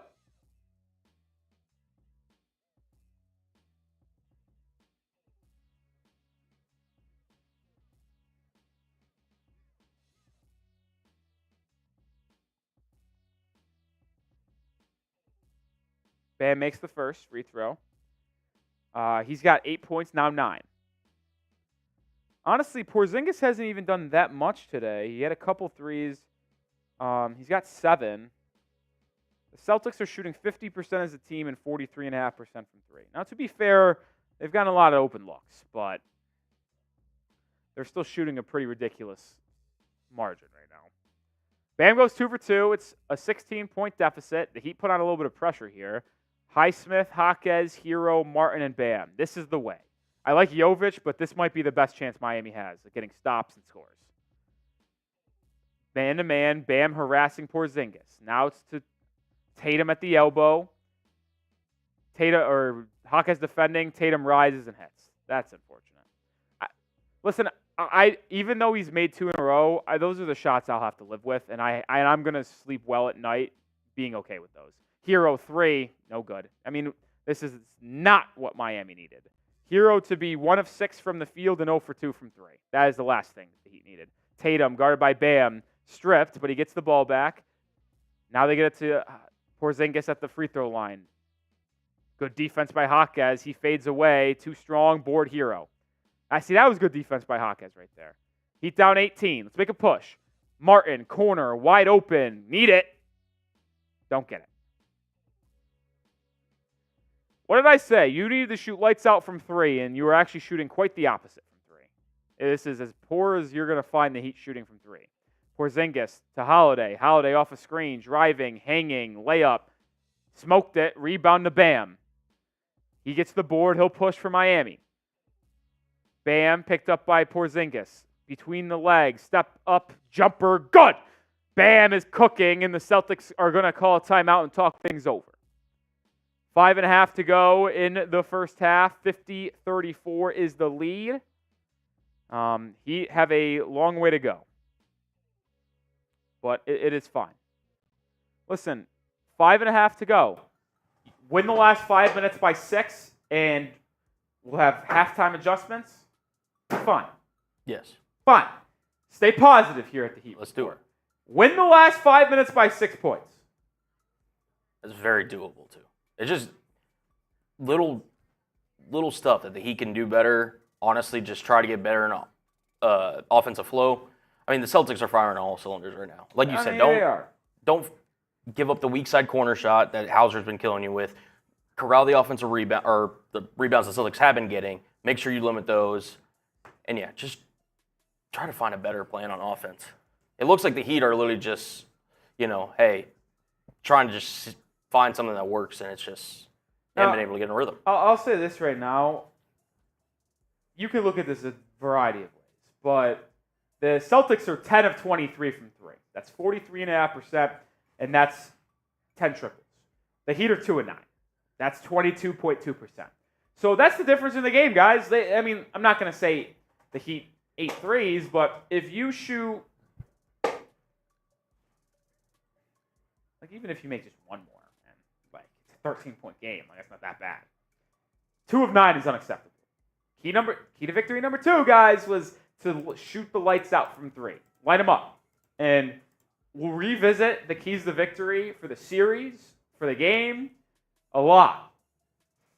And this one is the one that has come to haunt us. This has still been here. Yep. Bam has been fantastic tonight. Bam has 12 points on 4 of 7 shooting. He's 4-4 at the line. He has 12 points, 4 boards, and he's been excellent on defense. He has been the second best player in the series early. Tatum's been the first. Bam's been the second. Sam Hauser's been the third, but it is what it is. So that has been there.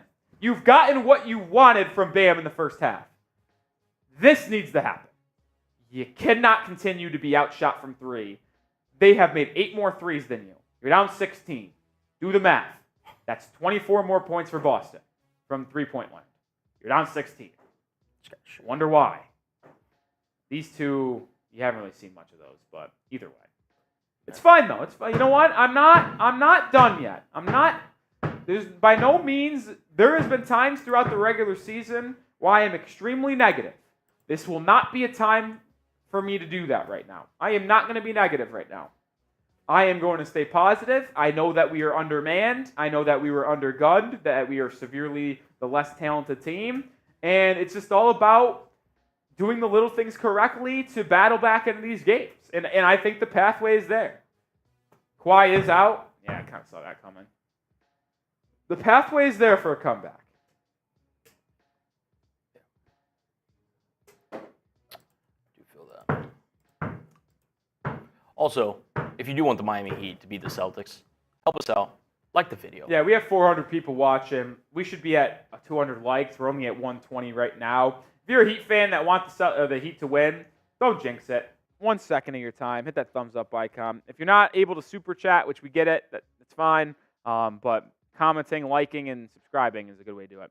We finally get the matchups we anticipated. Jovic in. He's guarding Porzingis. Bam on Tatum. Jaylen Brown misses a 3. Tatum's got 13. Bam with the board. All right, let's go. Let's go. Bam to Jovic. He hands it off to Herro now. Pick and roll between those two. Swung to Bam. Herro in the corner. Back to Bam. Elbow jumper for Adebayo is good. All right, that was a great set, by the way, by Eric Spoelstra. We're now 14. Here are the matchups that I wanted to see. Jovic on Porzingis. Bam on Tatum. Tatum's got it. He drives in. Hangs. Floater. No good. That's the Bam Adebayo effect, folks. He gets the board. He's pushing. Bam to Tyler. 3. Need it. Doesn't go. Jovic fighting for the board. Saves it to Martin. What a play by Nikola. He's open in the corner. He gets it. Now to Herro on the baseline. Guarded by Jrue Holiday. 6 on the clock. Herro gets a screen from Bam. Reverses course. Drives. Stripped. Tatum out in transition. To the rim. Layup good. Herro's been fucking atrocious. 6 turnovers for Miami on the day, only 1 for Boston. Bam, top of the key. Another difference in this game. They have 12 points off turnovers. Jaquez driving, behind the back. Kicks it out to Caleb. Martin now to Bam, left wing. Faces up on Porzingis. Jab step, 4 on the shot clock. Fades away. Tough shot, doesn't go. Jaylen Brown brings it up, inserts it in the Holiday. Kicked out to Derrick White. That's a great pass from Jrue Holiday. Derrick White can't convert the 3, and Jovic comes away with the board. Down 16, trailing Bam. Top of the key, drives on Porzingis to the rack, blocked. That's off Porzingis. Yeah, wait, whoa, yeah. That's Heat ball. Yeah. Jrue Holiday was about to fall out of bounds and tried to throw it off Bam while he was sitting out of bounds, but the ball bounced to Bam, which means it had to hit. Yeah, that hit ground first. That's Celtics ball. By the way, Jrue Holiday's scumbag for that. Fuck you, Jrue Holiday. You're still Jimmy Butler's son. He could have saved that to his own teammate, Derrick White. Instead, he wanted to be the cool guy to throw it off Bam, and he fucked his own team out of possession. Go fuck yourself, Jrue Holiday. Herro in the corner now. Gets a screen from Bam. Herro drives in, kicks out to Jovic. Left wing 3. No good. Guys, it is simply going to be impossible to win when you're shooting 2 of 11 from 3. Nice hands, Jaylen Brown. Still have no left hand there, pal. Turnover going back to Miami. Right through their hands, out of bounds.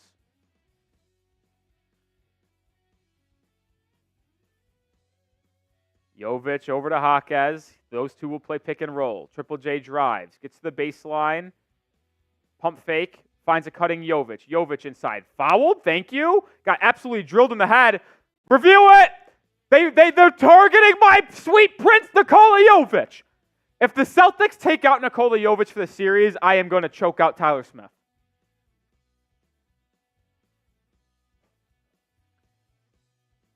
Scumbag Derrick White.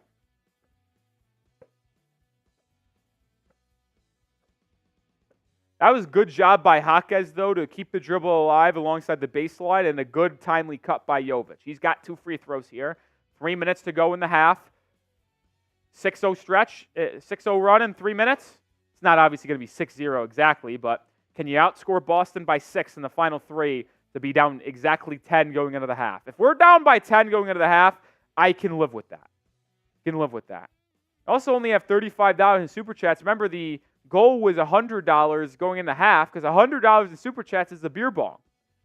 Get the vibes flowing right. I feel like the vibes are low. The energy is low on a Sunday afternoon. Is it because it's a Sunday afternoon or like what's going on here?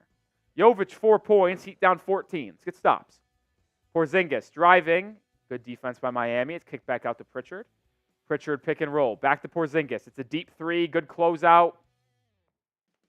Doesn't matter. Fuck Porzingis. Martin crosses over Jaylen Brown. Stops. Brings it back out to Jovic. Jovic's got to look at the rim in those situations. Herro driving. Stopping. Back to Jovic. To Caleb. 3. Top of the key. That was the most line drive 3-point shot I've ever seen. Can you get any lift? Tatum, top of the key. Switched on. It's Jovic defending after initially being Highsmith. Right wing. Tatum. Dribble moves. Step back 3. Air ball. Good possession there, Tatum. Herro up ahead to, oh my. Herro went to Jovic, who dropped it off to Jaquez, who tried to poster Porzingis. Jovic had a layup. Just take the fucking layup, dude. Jaylen Brown inside. Left-hand layup. Surprise! He used his left hand and he missed. Guy sucks. Jaquez trailing Herro. We need it more than anything in the world. Can't tell by my reaction we missed. Herro's 1 for 8 and 0 for 4. Jaylen Brown backing down Herro. Double teamed, swung out to Pritchard. 1 more to Tatum. 4 on the shot clock. Gets a screen. Drives left. Good double team. Kick to Porzingis. Wide open. This is going to go in. Oh, it didn't. Rebound by Highsmith.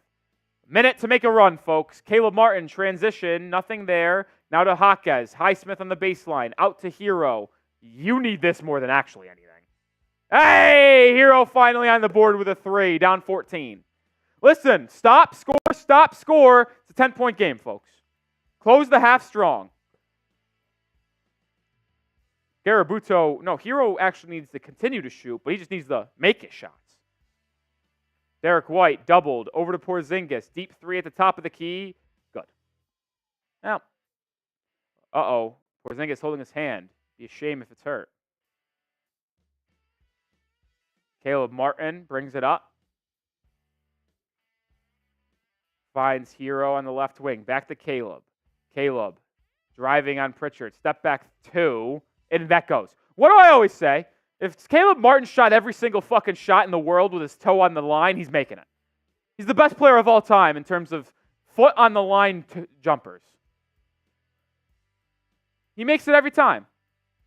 Down 15, stop, score, 13, 12-point deficit. I can live with it. Gotta stop, though. Derrick White driving on Jovic, hangs, floater. Oh, fucking Christ. I hate them so much. 17-point lead. That's a foul. Fuck Tatum, bro. Go text Kobe. Is that too far? All right. Behind the scenes are saying that was too far. I apologize.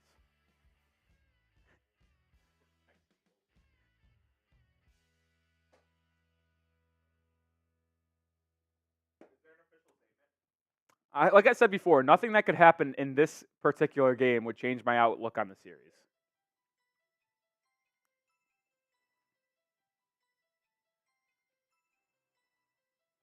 Jaquez to the rim, lays it up and in, so that's a good close to the half. And why, this is about to go in. Jrue Holiday, it counts if it goes. It doesn't. All right, Heat will go into the half, 60-45. All right, it could be worse. It could.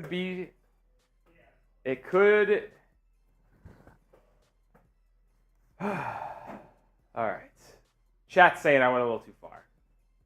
All right. I get very agitated.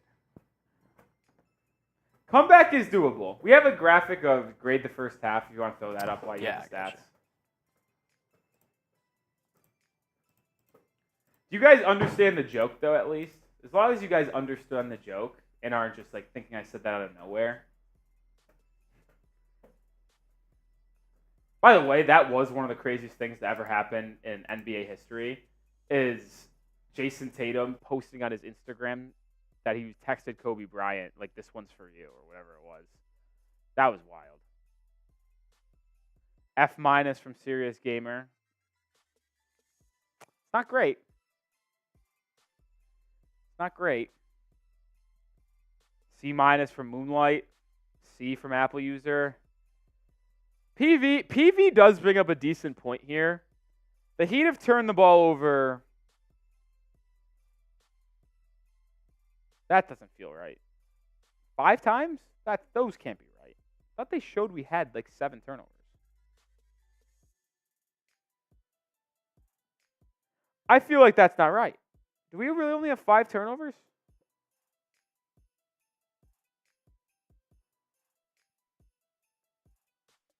Some of you guys are actually taking that joke way too serious, though. My God.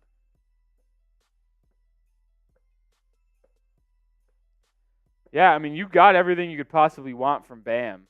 Bam's been good. Did the broadcast showed that the Heat had like 6 turnovers? Did they not? Pretty sure they did.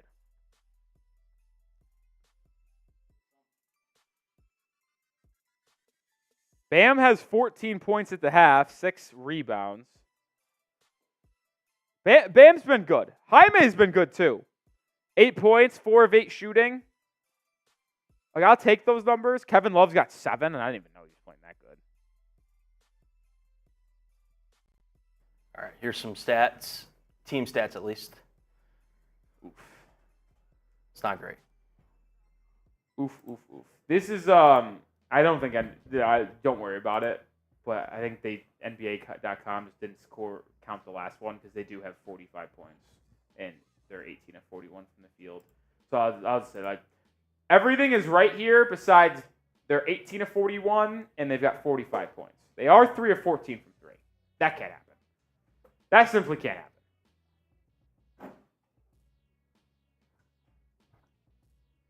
That can't happen. Oh, shoot. Hold on. That's why. Yeah, I just thought, yeah. I got it. All right.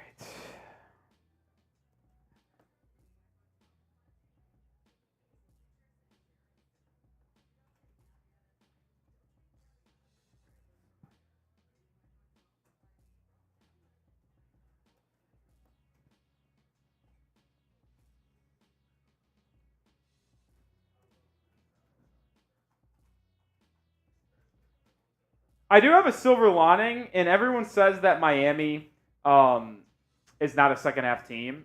They are not a second-half team when they're winning. They blow leads left and right. But one thing that Miami is sneaky good at is making a run in the second quarter or second half to come from down a little bit, right? Like, I don't think, like, we're actually a team that is able to make a run being down, but we're also a team that, if we're winning, will blow it. So, there we go. Now we got the updated numbers. All right, these are the updated numbers. So the Heat shot 43.9% from the field, 45 points. And that's the issue here is I would have a much different outlook on this first half if 2 of those won it. If you were shooting 6 of 14 from 3, which would be good for, I think, like around 40% from 3, and you had 51 points, like that is doable. That can happen. By the way, NBA auto, that thing that we do, it pulls headshots that they don't have them right. So I do have a list of headshots at the top of the doc. Okay, do you want me? Yeah, I'll fix it. So like it sucks that it does it's like that. But like for example with Jaquez, it's his college one. Yeah. I have Jovic, Jaquez, Highsmith, Rozier, and DeLon Wright all at the top of the dock because they never were fixed. So yeah, that is where I am a little bit more optimistic because if you're able to knock down 2 more threes, you would be only down 9 at the half, and that's a much more respectable number. But what did I tell you guys about this series? Is that the goal for Miami is to get to 110 points. And that's not going to happen in every game, and it's going to be a battle to get to 100 points in most of these games because we are just an offensively challenged team with no Rozier and no Jimmy Butler. I feel okay about our defense. We gave up 60. Yeah, it's not great. Can't do that often. They also shot 40% from three and made 12 triples. Like, you're not going to win games when you're getting outshot from three by 9. 12 made threes for Boston, 3 for Miami. That can't continue. Yeah. So I mean, here's the Celtics stats. Right. Like, you see those stats in comparison, like, it doesn't really feel close, right? Yeah. You're also getting out-rebounded by 9. You've given up 6 offensive rebounds. You only have 2. I mean, here's the fact. You are getting beat in every single department of the game. You have more turnovers than them. You have less threes. You're shooting a worse percentage from the field. Like, and you're only down 15? If you guys want a positive going into the second half, like, that's what it would try to be. It's like you're shooting the same amount of free throws, 6 to 6. You're getting outshot by 3 by 9. You're shooting a worse percentage from the field, and you have more turnovers. But you're only down 15. Like, if you would have I'm not going to lie, if you would have shown me those stats prior to the first, or prior to tip-off, I probably would have assumed we were losing by more than 15. Mm-hmm. So that is a silver lining. Let's roll some personal stats for Miami. Jaime Jaquez Jr. has 8 points for the Heat. The rookie from UCLA has been very good. No threes attempted for him, but he's been a good job attacking the rim. Had a couple nice little faders as well. I like what the rookie has shown. And listen, he's going to be someone that is called upon and asked to do a lot in this series without Jimmy Butler. And I like the way he's at least responding in game 1. Jovic, 4 points, 3 boards. Had a really nice move in transition to Euro step bank off glass. That was impressive. But I'm just going to need him to be more of a threat from 3. He was a 40% three-point shooter this season during the regular season. And there was just a couple times where he would catch it and he wouldn't really look at the rim. Like, he would catch it at the top of the key. Would it have been a good shot from 3? Probably not. But he caught it and immediately swung it, or caught it and immediately was looking for a handoff to Tyler or Duncan. And, like, yeah, those guys are better three-point shooters than you, but look at the rim, man. Look at the rim. Bam Adebayo had 14 points, 6 boards. He played phenomenal. No way around that. He's been fantastic. Yeah, fuck this guy. Done with him. See ya. Wouldn't want to be ya. 14 points, 6 boards from Bam Adebayo. On pace for a 28-point, 12-board game. He's just dominated Porzingis for most of the half. Porzingis had 1 good defensive play that entire half, but Bam's been getting anything he's wanted. So continue to run the offense through him, and I think we'll be just fine. I think we'll be just fine on that side of the ball. Caleb Martin, the one shot he made, his foot was on the line, but I don't really care about Caleb that much because we need to talk about this man right here. Tyler. Buddy, we need you to have the series of your life. And at least in game 1, it's been quite the opposite. 5 points, 2 of 9 from the field, 1 of 5 from 3. And on the note, too, some of the shots he's taken, at least on the field, like the normal, like at a 2-point range, have been tough pull-up jumpers or tough fall-away jumpers. Like, I don't expect those to go in all the time. But the 1 of 5 from 3, I think 4 of them were pretty much wide open. Yeah. There was one where he got Porzingis in drop coverage, took a step back, and had no contest and was wide open, missed it. And then there was one he came off a curl, wide open, missed it. One that he was wide open off the catch, missed it. And then he made the wide open catch and shoot one in the corner. I think there was only one of them that was semi-tough.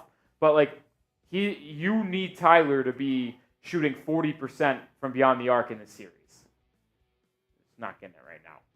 Highsmith, I mean, he did some nice things, but nothing crazy.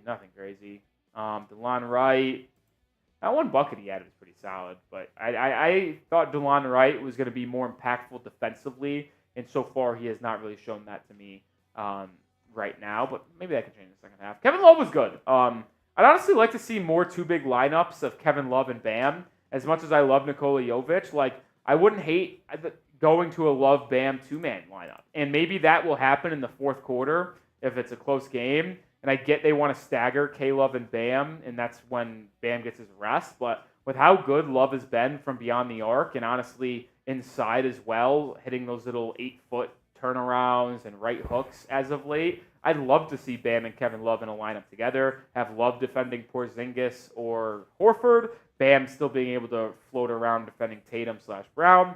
I'd be much more, I'd be intrigued to see what happens there. Duncan hit a 3. Going to need this number to change and probably increase. I think I said in the pregame, need like 3 or 4 threes a game from Duncan in this series if you want to pull off the upset. He could still get 2 or 3 in the second half if the Heat go on a run, but you're going to need more from Duncan. I don't really care to show their stats, to be honest. Let's get the Super Chat menu up here. Because our Super Chat numbers are a little bit lacking today, guys. I'm a little sad. Listen.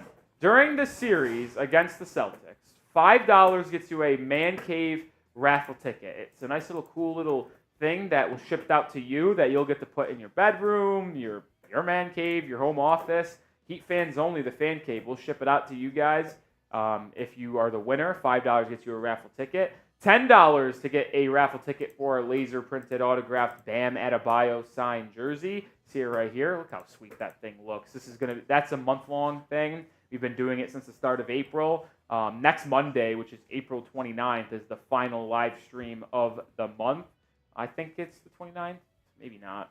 Either way, that is the final live stream of the month, and we'll raffle this off. $10 to get a ticket there. $20 gets you on the Miami Heat Hall of Fame ball right here. You get recognized as a legend, a Hall of Famer. Gotta be honest, we haven't had a lot of Hall of Famers in the chat today, which has been a little bit surprising to me. No Jesus, no Mr. Gio. I haven't seen Loctera. I haven't seen Juggalotus. I haven't seen Wasim Khan. I haven't even really seen Brian McKenna either. Aiden Law has been here. No Content Lounge. No Elias Hernandez. I think I saw Miami 2K once, but no Retro Sports. I mean, we are missing a lot of our real ones today. There's McKenna. C-Note's here. What's up, C-Note?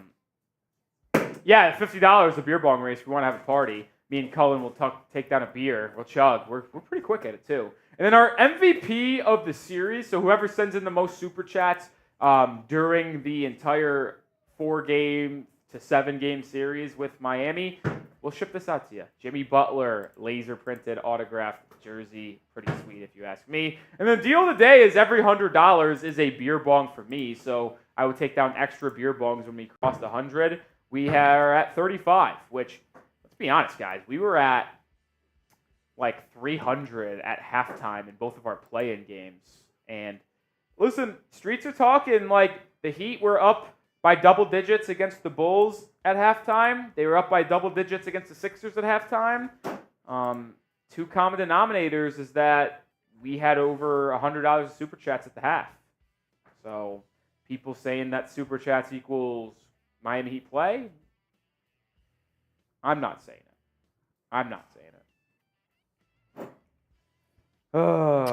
See if we can get some good vibes flowing during the half.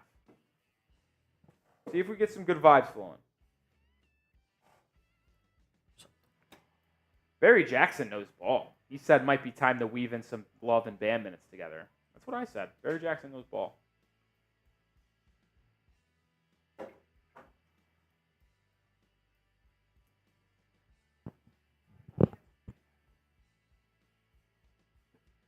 PV, you want a hot chick to host the Heat Report?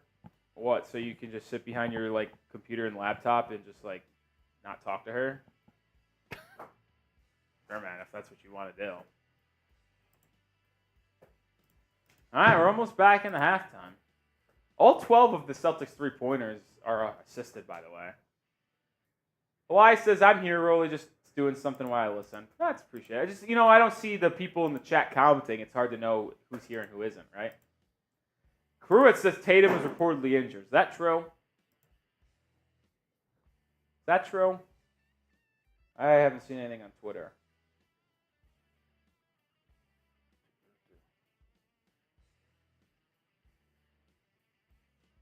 Let me see. I'm going to scroll here. You don't have to go to that. Okay.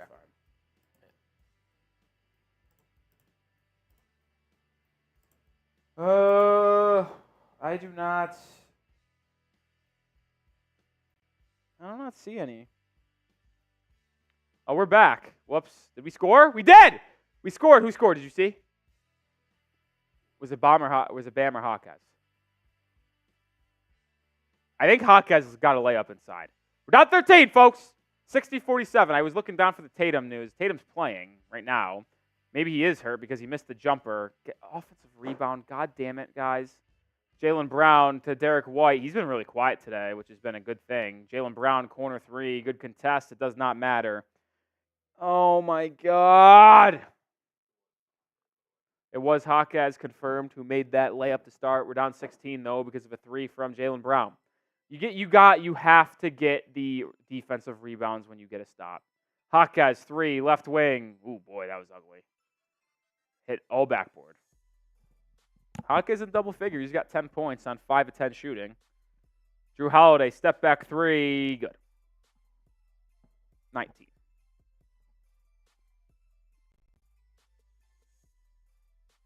Man, they just do not miss from three. They just do not miss. Martin over to Jaquez on the right wing. Jaquez driving. Back out to Martin. Swings the Bam. Left wing three for Adebayo. Can't go. And we continue to struggle from three, which is going to happen. Tatum trailing three. Brick. Rebound down to Jaquez. He'll push now for Miami. Triple J stops. Finds a trailing Herro. He'll shoot a three. Blocked. It's going to stay. That's off Miami? What?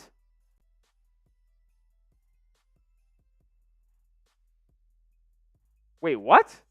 How is this Celtics ball? I mean, I'm not going to lie. I don't think it would have mattered. It feels like this game is heading in a different direction. But the fact that they just stole possession from Miami like that is crazy. Oh, my God.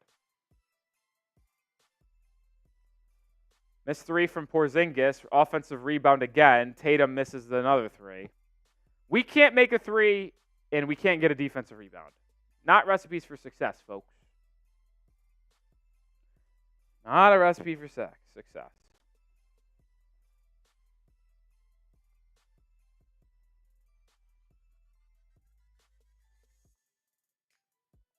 Bam, top of the key. Hands it off to curling Jaquez. Triple J driving, stopping, fading away. Good bucket by Jaquez, man.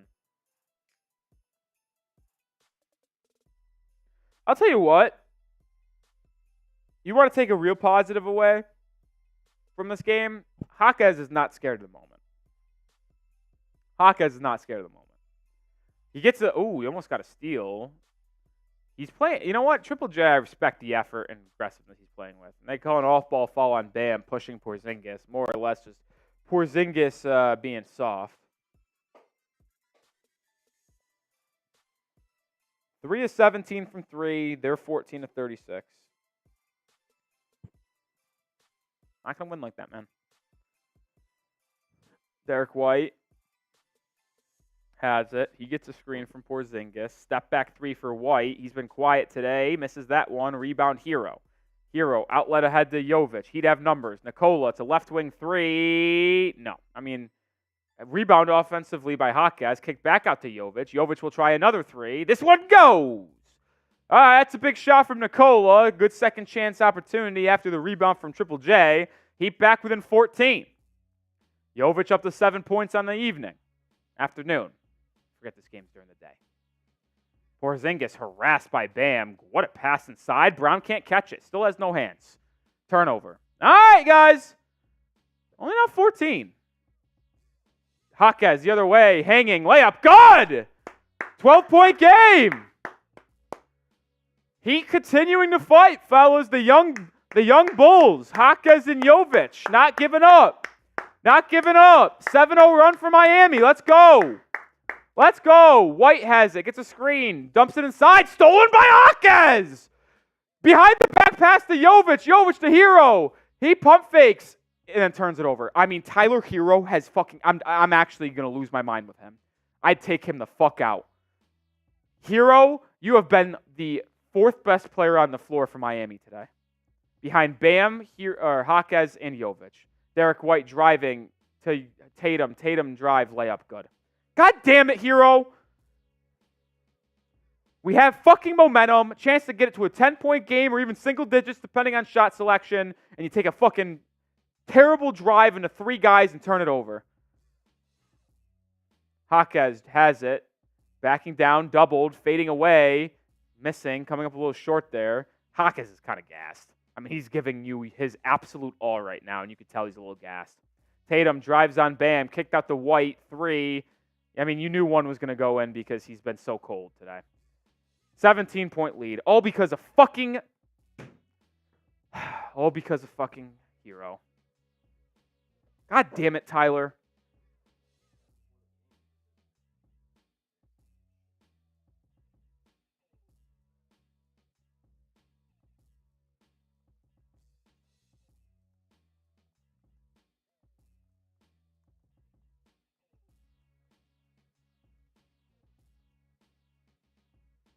I mean, it just simply can't happen. You can't have Tyler Herro be this bad. What's up, Tamar Bulls?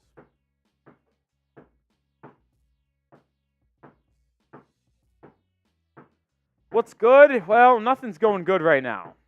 Let's be honest. Nothing's going good right now. Herro is driving me clinically insane right now. I'm not going to lie. Not going to lie. It's driving me absolutely insane.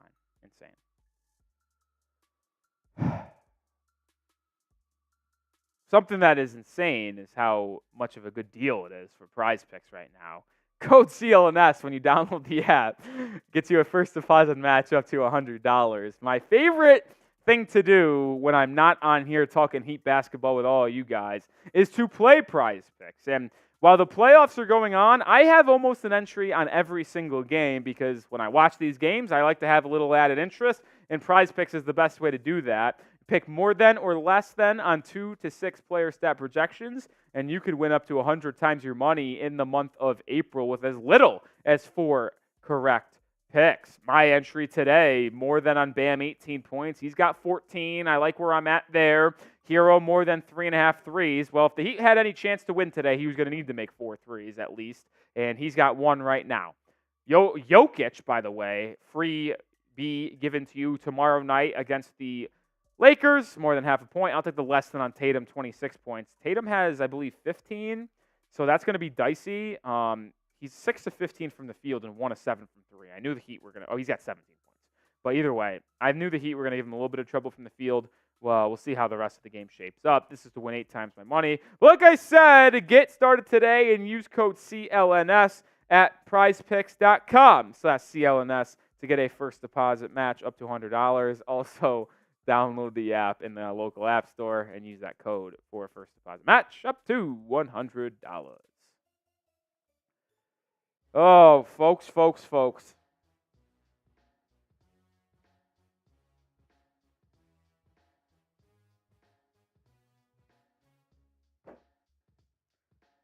Can someone, I hate to beg, but can someone turn the vibes around with like a super chat or something? Like I need something to get excited about because right now I'm just trying, but I can't in. Joni says I'd rather have Nick shoot threes than Herro. I'm guaranteeing you I'm making 2 of those 5. Herro's taking 6 threes. He's 1 of 6. I'm going 2 of 6. You're down to make a deal? Let's make a deal. All right. So we've got. All right. You know what? We need juice. $20 super chat. Cool with beer bong race? Let's do it. Let's do it. We need juice. $20 super chat's a beer bong race between me and Cullen. I'm down. We need something to get this vibes. I want to crack these beers open. I do as well. We need something, man. Let's do it. $20. Me and Rolly. Beer bong race. Let's do it. I need juice. No subs yet for Miami. We trail by 17. Jaquez has guard by Brown. He's He's got 14 points, man, on 7 of 13 shooting. He's the only him and Bam. I give Jovic a bright spot too. Jaquez hands it off to Martin, left wide open, right wing, takes the three, misses it. Jovic, offensive rebound, tipped out. Martin will try again and miss again.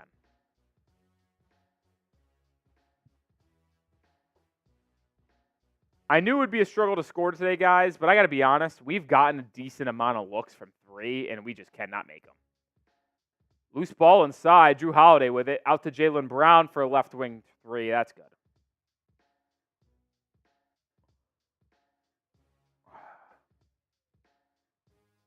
$20-point game. Largest lead of the day for the Celtics. It was never 20. It was 19, I think, the highest. It was just a 12. I think they're actually on an 8-0 run, I think the Celtics are. Jovic, right corner, no good. I mean, you're simply not going to win shooting this poorly from three. Celtics the other way. Jaylen Brown alongside the baseline, kicks it out to Porzingis. Porzingis to Jaylen Brown on the right wing. Now in the corner. Isolating on Jovic. Step back. That's good defense.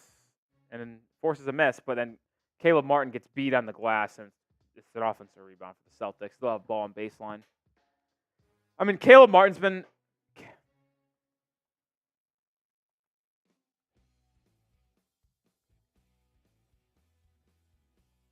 Caleb Martin's been bad today.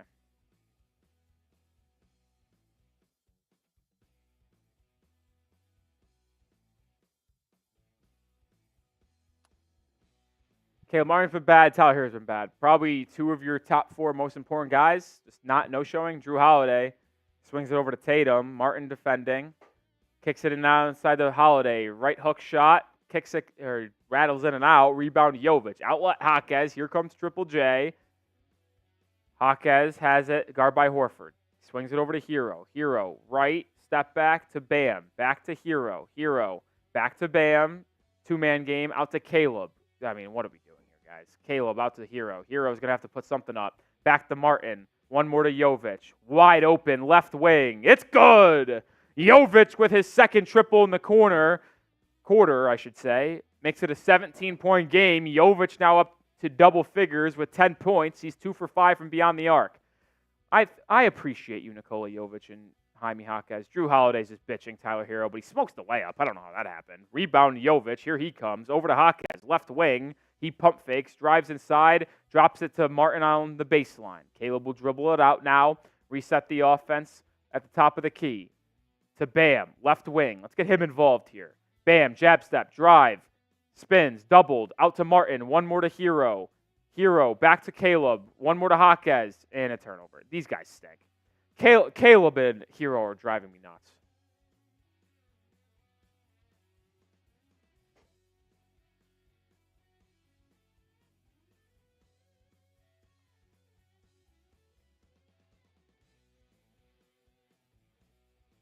Caleb, Martin, and Tyler Herro don't want to be out there right now. It's embarrassing.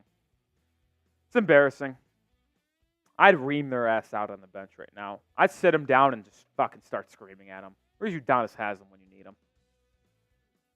This has been bad, man. Highsmith in to take out Herro. Honestly, good. Horford 3. No. Rebound down to Jovic. I appreciate Nikola and Triple J. I'm going to say it until you guys can't take it anymore, because those two are the only ones giving you something tonight. Jaquez 3. Too strong. And to me, it's not about the stat sheet. It's about the effort. Jovic has battled his ass off defending Jaylen Brown and Tatum at times. He's been fighting on the boards. He's made a couple threes. And now whistling for a foul on Porzingis off ball. But Jaquez is fucking hands on his knees every single time out and on his hips because he's gassed from playing at 1,000% every single play. I appreciate that, man. I do. I do. And even if you lose in 4 games, but you fight tooth and nail and make everything as difficult as possible, I'm cool with it. There's just been multiple people on this team today that have not done that, in my opinion. I don't know if you've seen something different, Cullen. You don't have to agree with me. I'm just intrigued.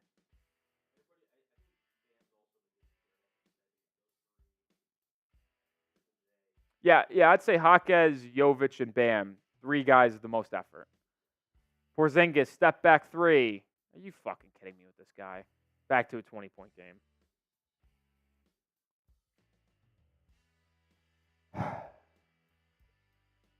Love has it. He checks in for Bam. Now back over to Jovic. Jovic, top of the key. Drives on Porzingis. Hangs. Layup. Too strong. Rebound down to Horford. Here comes Jaylen Brown. Picked up by Jaquez in transition. Brown to Horford. This is going in. Yep. Timeout, Spo. 23-point lead.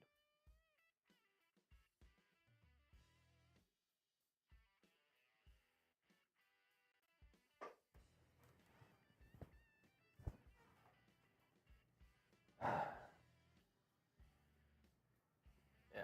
I mean, 5 of 24 from 3 versus 18 of 42. 13 more threes. You recall just said? That shit can't happen, man. Shit can't happen. 43% versus 21.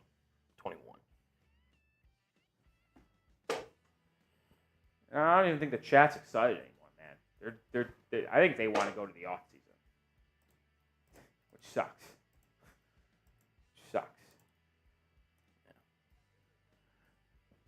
Just a reminder here of our super chat menu. You guys do want to help us out. Me and Rolly are down to drink, though. We are down the drink to ease the pain away. These are the specials for the playoffs. $5 super chat is a raffle ticket for our man cave item. $10 gets a raffle ticket for our band autographed jersey.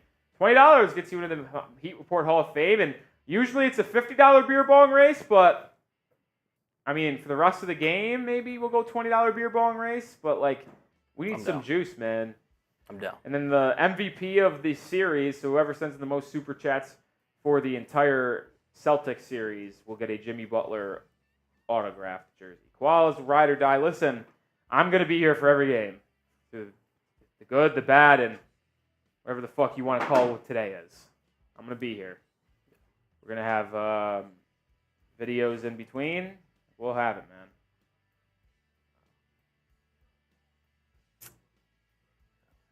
We'll have a video tomorrow. Oh, my God. I want to say something out of pocket. I can't do it, though. This is my favorite commercial on right now. Yeah. For your Thunder. Yes. What a pro needs. What a pro wants. Oh, man. It's a great commercial. God damn it. I'm taking myself off screen.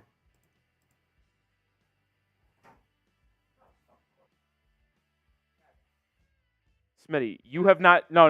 Smitty, listen to me right now. No, Smitty, listen to me right now. Stop talking because your team has been an embarrassment for the past decade and a half. And if you continue to talk, we're going to have issues. So go back to your studio and have fun talking over there.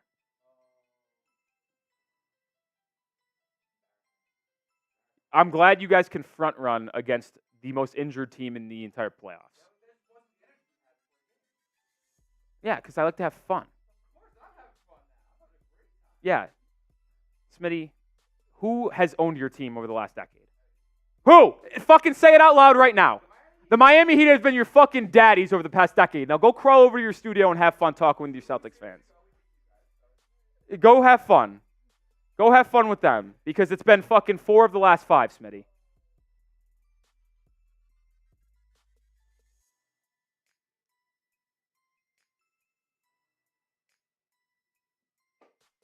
I can't keep cool scenes. I'm not gonna lie. If Smitty came on screen, I might have threw a punch. Dude, I can't. I am the most competitive person you will ever meet, and this shit just boils into my fucking veins, and it makes me violent. I become violent. It's not okay. I actually should, like, no joke, I should legitimately, like, go to therapy or something to figure out this stuff, because when I get competitive and I start getting angry, like, I become violent. Like, I want to just break stuff. You know what I need? I need, like, what do they call the rooms where you can just break shit? What? Rage room. That's what it is. Love corner 3 for Miami. No good. I need a rage room. Or I need something on the, I need, like, foam. Like,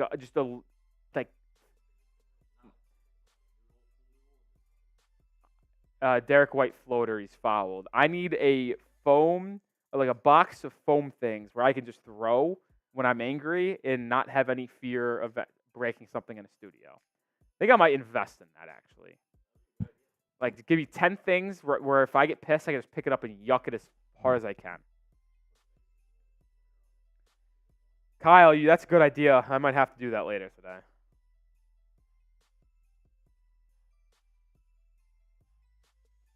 Derrick White makes the free throw. The part that that makes me the most mad, and this is the stuff that I can't do, is what Smitty just did right there. That makes me want to literally break something. Like I'm telling you right now, like the blood is boiling.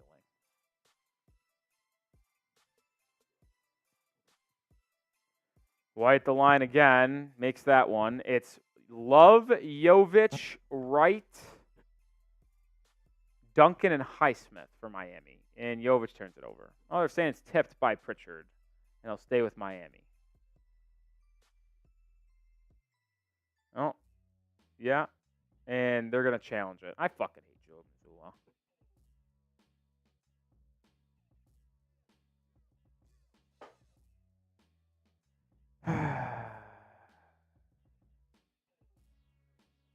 Yeah, it kind of looked like it was just clearly off Jovic, but. So, how are we feeling about the NFL draft on Thursday, guys? You guys excited? I'm playing.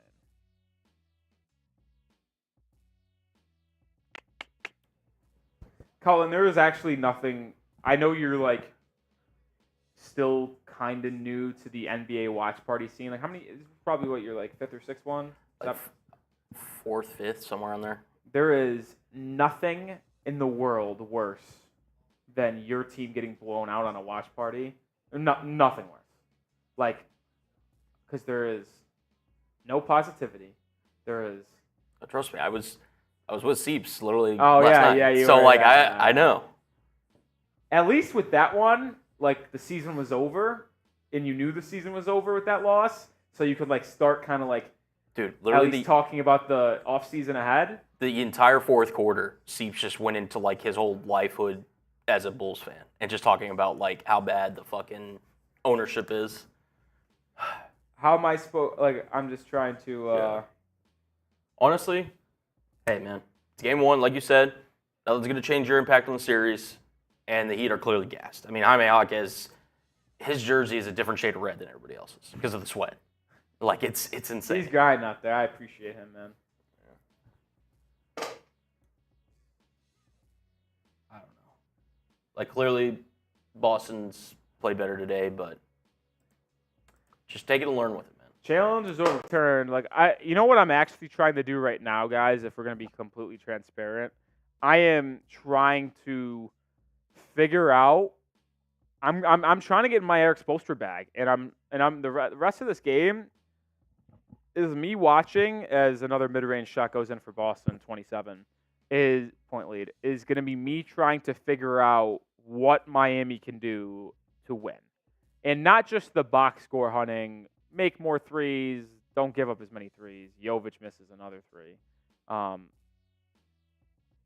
am going to try to figure out from a legit X's and O's standpoint what Miami needs to do in order to come back in this series. That's what I'm watching for the rest of this game. I'm going to be staring very intently at how everyone moves, how people react to the ball. Highsmith has it, top of the key. He'll launch a three, come up way short. Board down to Pritchard. They're out and running. Jaylen Brown, Euro step to the rim, floater, good. Didn't use his left hand, shocker. Well, you're down 29. By the way, at one point in this game, in this third quarter, you were down 12. You got it to a 12-point game in the quarter. DeLon Wright inside blocked. And then what is it now? 29? So you got it to a 12-point game and then have been outscored by 19 since. The Celtics are on a current 12-0 run over 4.5 minutes. So the Heat have not scored basically 4.5 minutes. Dwayne says, hello, sir. I'm a new subscriber. Hope you will notice this chat. Give me NBA League Pass, please. Well, Dwayne, I appreciate you subscribing. I did notice. And the league pass is not necessary anymore, my friend, because every single game for the rest of the year is on a national TV program, whether it be NBA TV, TNT, ABC, or ESPN. Derrick White 3. Good. Spo calls a timeout. I don't even know why. Just fucking let this game ride out to the end, my friend.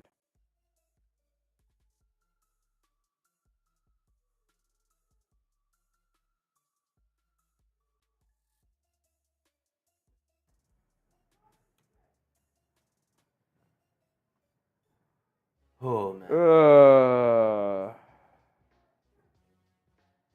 Can we please just, I don't even know.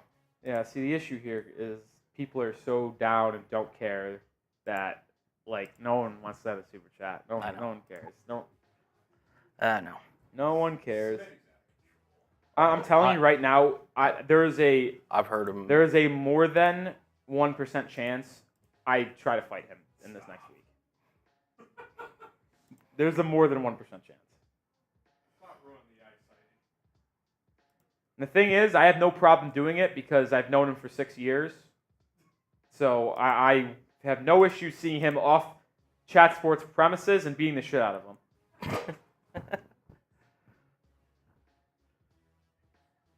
Oh, jeez. I think one thing we could all agree on, guys, is Doris Burke stinks. She's been bad. Like really bad. And I don't want anyone to make this thing that it's not. It's just pure, as someone who's watched basketball for my entire life, Doris Burke is not a good announcer. Yeah, She constantly, just hypes up two players. She's the biggest Joel Embiid supporter in the history of the world. Like, he could do no wrong.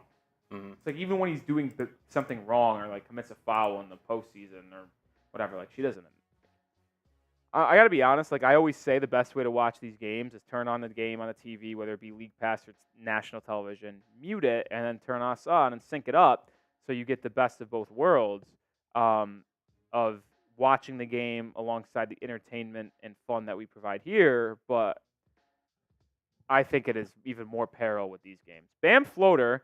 So what Spo did here, which I find interesting, is Jaylen Brown gets a floater back. He put Kevin Love and Bam in together. And this is what I wanted to see because I think those two going forward can be a very intriguing lineup. I do. I really do. At this point, you just have to try anything. Yeah, I think Bam and Kevin Love together could really be big because even though I love Nikola Jovic and the size he provides alongside Bam, one thing that he doesn't provide at this stage in his career is the ability to post up and be a menace inside. Jovic can do good things in transition and driving to the rim and finishing, but his success and what he brings on offense is his IQ, his playmaking, and his three-point shooting off the catch. But what Kevin Love can give you is also three-point shooting off the catch, but he can post up and take advantage of mismatches if he gets a Derrick White or Jrue Holiday on him. And when they do that, they double them, and then they can kick it over to another shooter or Bam. I'd love to see Kevin Love get more post touches on the left block, the right block, and then have Bam float around the opposite elbow. And then if they double, they can either use Bam as a screener to have a long skip pass, like the Celtics were doing with Sam Hauser earlier for an open three on the weak side.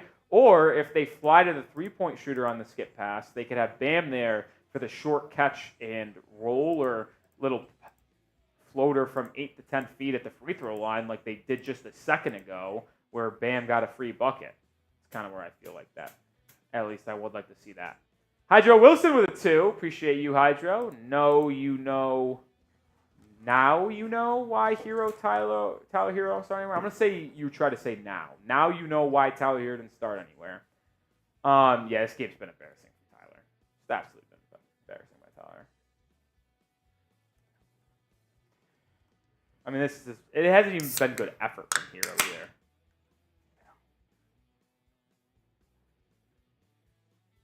Yeah, one autumn leaf. I'm not going to pay attention to the Celtics fans in the chat because those are guys that just hide behind their keyboards. They call them keyboard warriors, and they just want to front run.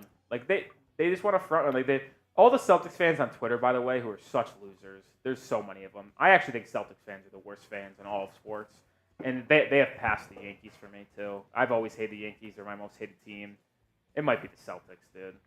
Those fans are so soft. All of them are saying, "Can't wait to beat the shit out of the Heat, exercise our demons, like show the world that they don't own us." Fuck you mean we don't own you? Since 2011, since your last championship, we've beat you in 4 out of 5 playoff series. We've won 2 NBA titles compared to your one or whatever you want to say. Like, I don't know, whatever their last one, we won. I think, was it 3 titles in the span that Boston's won since the fall of the Berlin Wall? Like, it's just the Celtics who want to flex their franchise, they're living in the 1950s and 60s, dude. Like, yeah. And Colin, maybe I'm wrong. Maybe you feel differently, but when I'd like to have debates with my friends and just debate with people on who's a better franchise and stuff like that, I only take into account what has happened in my lifetime. And I know that's not fair because it's like, well, yes, the 80s or 90s, but why, if I'm having a conversation, for example, if I'm having a conversation with a Yankees fan, and those Yankees fans say 27 rings, I was like, dude, they've won, I think it's 2 since 2000 or 3. Like, bro, you have not seen the success that you're flexing, so why are you trying to flex it like that? That's kind of just my thoughts on the situation. Same thing with the Cowboys. That's why I make fun of Cowboys fans. Like, half the Cowboys fans in the world say 5 rings. Yeah, bro, you haven't seen any of them. You have to go look them up on YouTube. Like, if I'm having those conversations with people, I'm only talking about the stuff that I've seen. Who's been the better franchise while we've watched the sport? If I have to look up on YouTube, then I don't want to even think about what had to happen. Turnover Miami. I mean, we're just having. You know, Duncan, I can respect you. I just went on a spiel about how much I hate Celtics fans, and most of them are front-running people that make me mad and flex their history in the 50s and 60s. Duncan, I know you're a real one, man. You're the only person in the world, as DeLon Wright makes the corner 3. You're the only Celtics fan that I know that I am not angry with. Come on, AB, don't say that, man. We're not scumbags, dude. We're not rooting for injury. We don't root for that. Al Horford 3. 34. Don't do that. If you root for injury, I will kick you from the chat. That's not what we do around here. It's not what we do. Duncan has it. I mean, realistically, guys, who cares what happens in this series? Because the Nuggets are winning it all. And that's not even me hating on the Celtics. Like, the Nuggets are just the best team in basketball. They've been the best team in basketball all year long, despite what records show you. And they proved it again last night, man. They got off to a slow start. They were down double digits in the first half, and then they win by double digits, or just say like 8 or 9.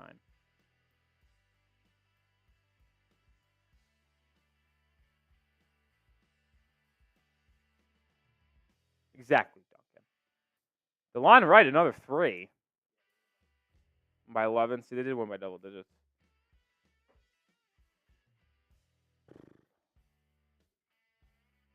Porzingis has missed 15-plus games in every season since his first year. That's crazy. Turnover by Boston. DeLon Wright looking for his third 3 of the quarter. He makes it. DeLon Wright's got 3 threes in the quarter. I think he has the last 9 points for Miami. It's back to a 28-point lead. Now, if DeLon Wright can make these shots when the games are tight and close, maybe we'll have something. Bam's still in the game. Just please, love of God, don't get hurt. He's guarding Tatum. See, this is what I was talking about at the end of the third, though, is that the rest of this game should be used for experimentation to see what will work and what won't work. And yes, it's not going to be completely foolproof because the Celtics aren't going to be playing at 100%. But like, I like the idea of having Love on the floor, guarding Porzingis or Horford, and letting Bam be the guy who defends Tatum or Brown. And so you don't have to go to the zone. And you could play man-to-man. That wasn't a travel. It was pretty close, though. Derrick White, 3 in. What are they shooting from 3 at this point? 21 of 45. Wow. Not going to win a game. I don't care who you're playing. You're not going to win a game when they shoot that well from 3.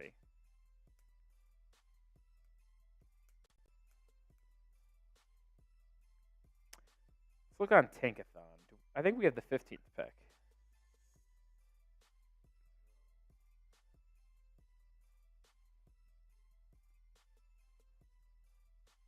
Yep.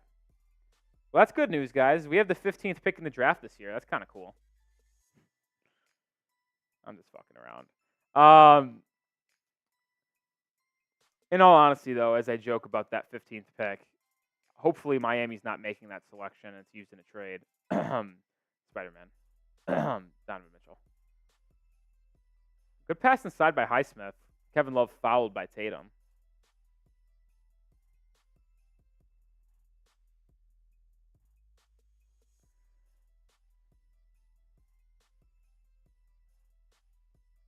Moonlight did the same thing as me. Cough, cough, Donovan Mitchell. Cough, cough, Donovan Mitchell.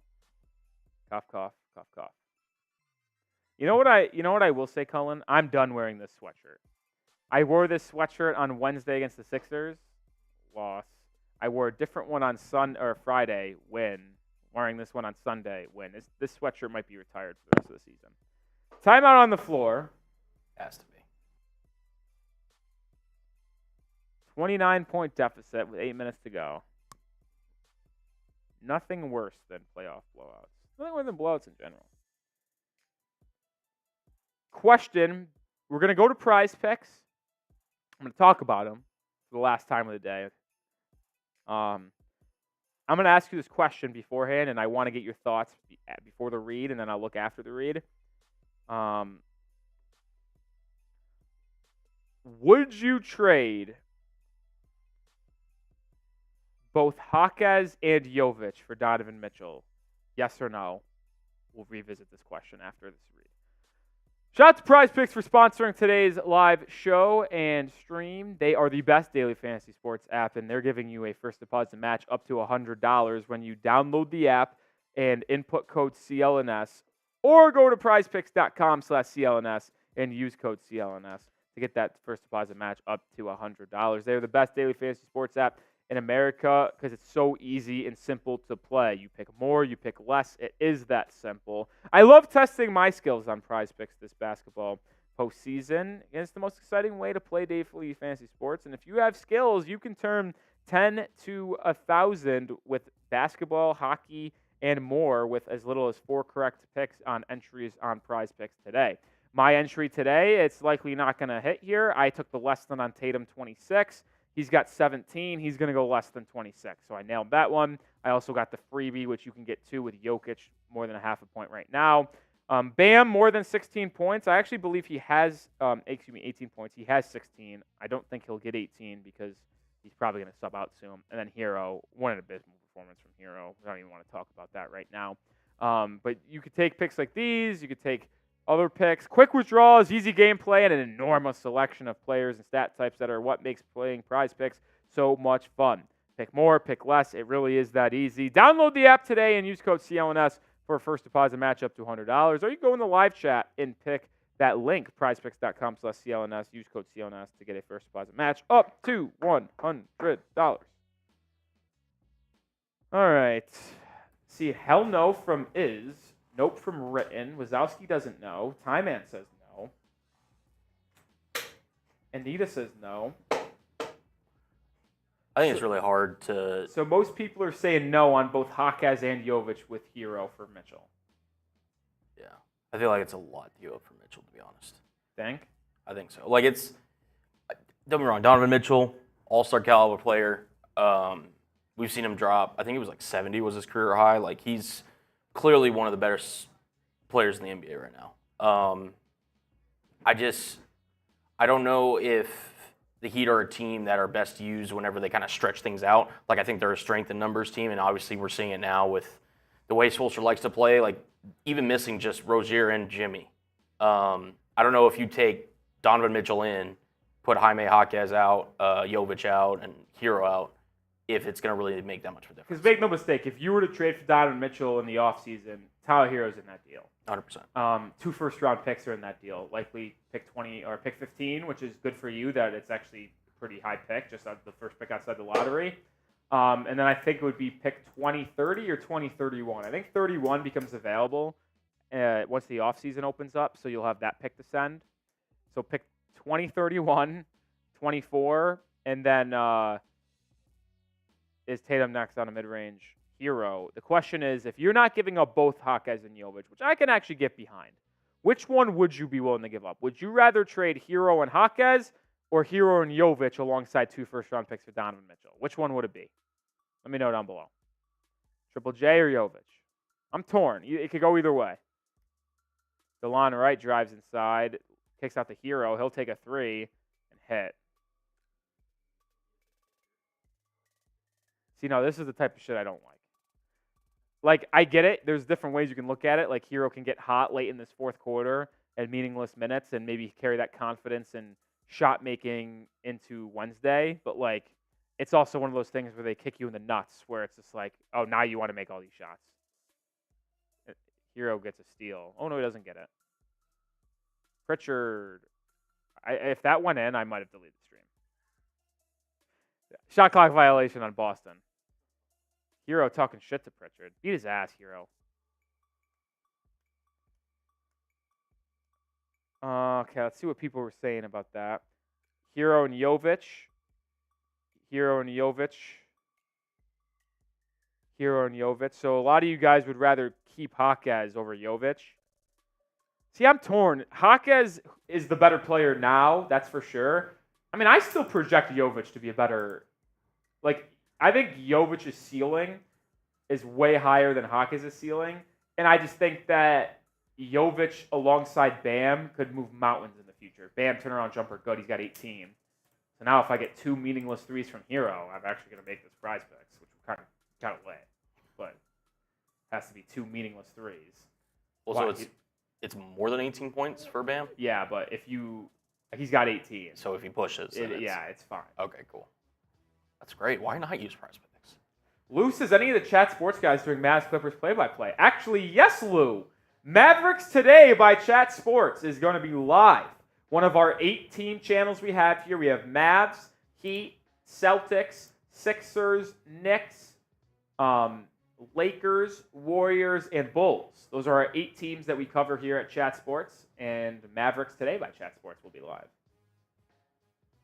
That's how I feel, Jay the Fox. I know it's an unpopular take, and most people like Jaquez more. And I love Jaquez as he passes inside the Martin for a layup on the baseline. But I think I'd rather keep Jovic over Jaquez long term. I do. Because a starting lineup of Rozier, Mitchell, Jimmy, Bam, and Jovic, mountains, folks. It also wouldn't surprise me if they ended up trading Rozier in the offseason. Yeah. Like, I don't know what the exact rules of the. I have to look it up and make sure. Porzingis is a tough step back jumper. I don't know the exact rules of how long we have to have Rozier on the roster before we could trade him, or if there is any. If there is any rules, Jaquez inside layup. But if we did make that trade, and I don't think a Rozier Mitchell backcourt works, so I wouldn't be surprised if we traded Rozier for like not picks, but like players, like a player deal where you get a defensive minded, like do the little things right point guard. Ironically enough, like a younger Kyle Lowry, kind of like that, and also got a guy to come off the bench as a wing. So like not like a crazy player, like you get really good players back, but a couple role players to really build that roster. Herro corner 3 is going to go in. That piece of shit. He's got 3 threes. That fucker. We're under 5 to go. Hydro Wilson actually says... Oh, $2 super chat. Yeah. DeJounte and Terry is my future backcourt. I don't think that's going to work because I actually think the Atlanta Hawks are going to build around DeJounte Murray. Maybe I'm wrong, and maybe they... Offensive foul on Boston.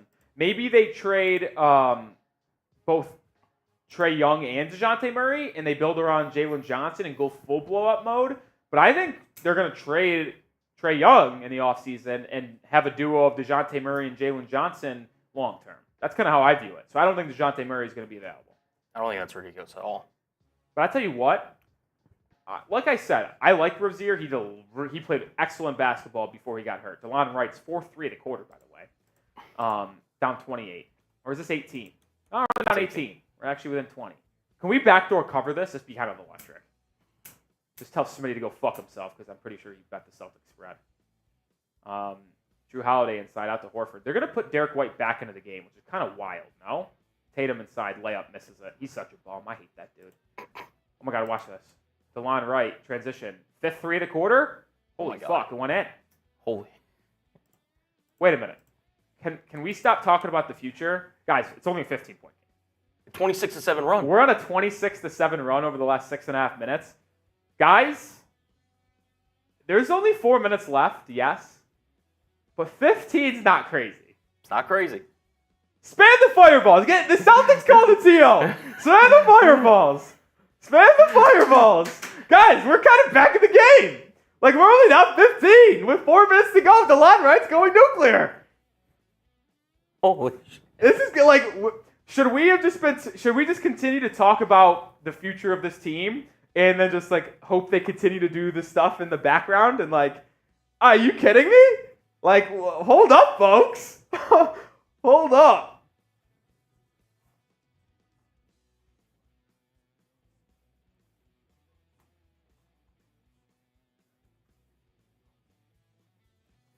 Holy crap. Hold on. We may have found something. We may have found something. Hold on. Holy shit. Are we back? Are we back? Wow, it's Ruben, Reaper, Cino, Cedric, Triple H, J Miami, Peter Alex, Archer. Are we back, folks? I mean, we're only not like DeLon Wright made that 3, and I was just like, all right, we're down 28. Wait a minute, no, that's 18, and then he makes another. And I was like, wait a minute, that's 15 points now. Up, guys. If we win this game, I might go shrieking in the streets of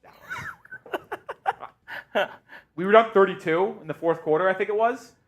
That was down a lot. Holy. I mean, we're on a 26-7 run. That's outscoring them by 19. We're still down by 15. So we're down 34. 34, in the fourth quarter. Yep. If we overcame a 34-point lead in the fourth quarter and won, I'm streaking in Dallas. Smitty, I don't think would be in the office for. I'd beat the show, Smith. I'd go in there and I'd just beat the show. Start wailing on them. Oh my God. All right, guys. The fact that it's a game right now. You know what's gonna suck is that we now we haven't been paying attention. We've just kind of been spewing about the future of this team, and then all of a sudden we're down 15. They call a timeout. We're gonna get back invested in this game. First possession of the timeout, the Celtics are going to make a 3. Guaranteed wide open corner 3. I am actually willing to bet $20 that the Celtics will get a wide open 3 coming out of the timeout, and they're absolutely draining it. And it's just like, all right, back to the conversation we were just having. Yeah. Shout out to Elias Hernandez, $2 super chat. Where were you when DeLon Wright saved the Heat?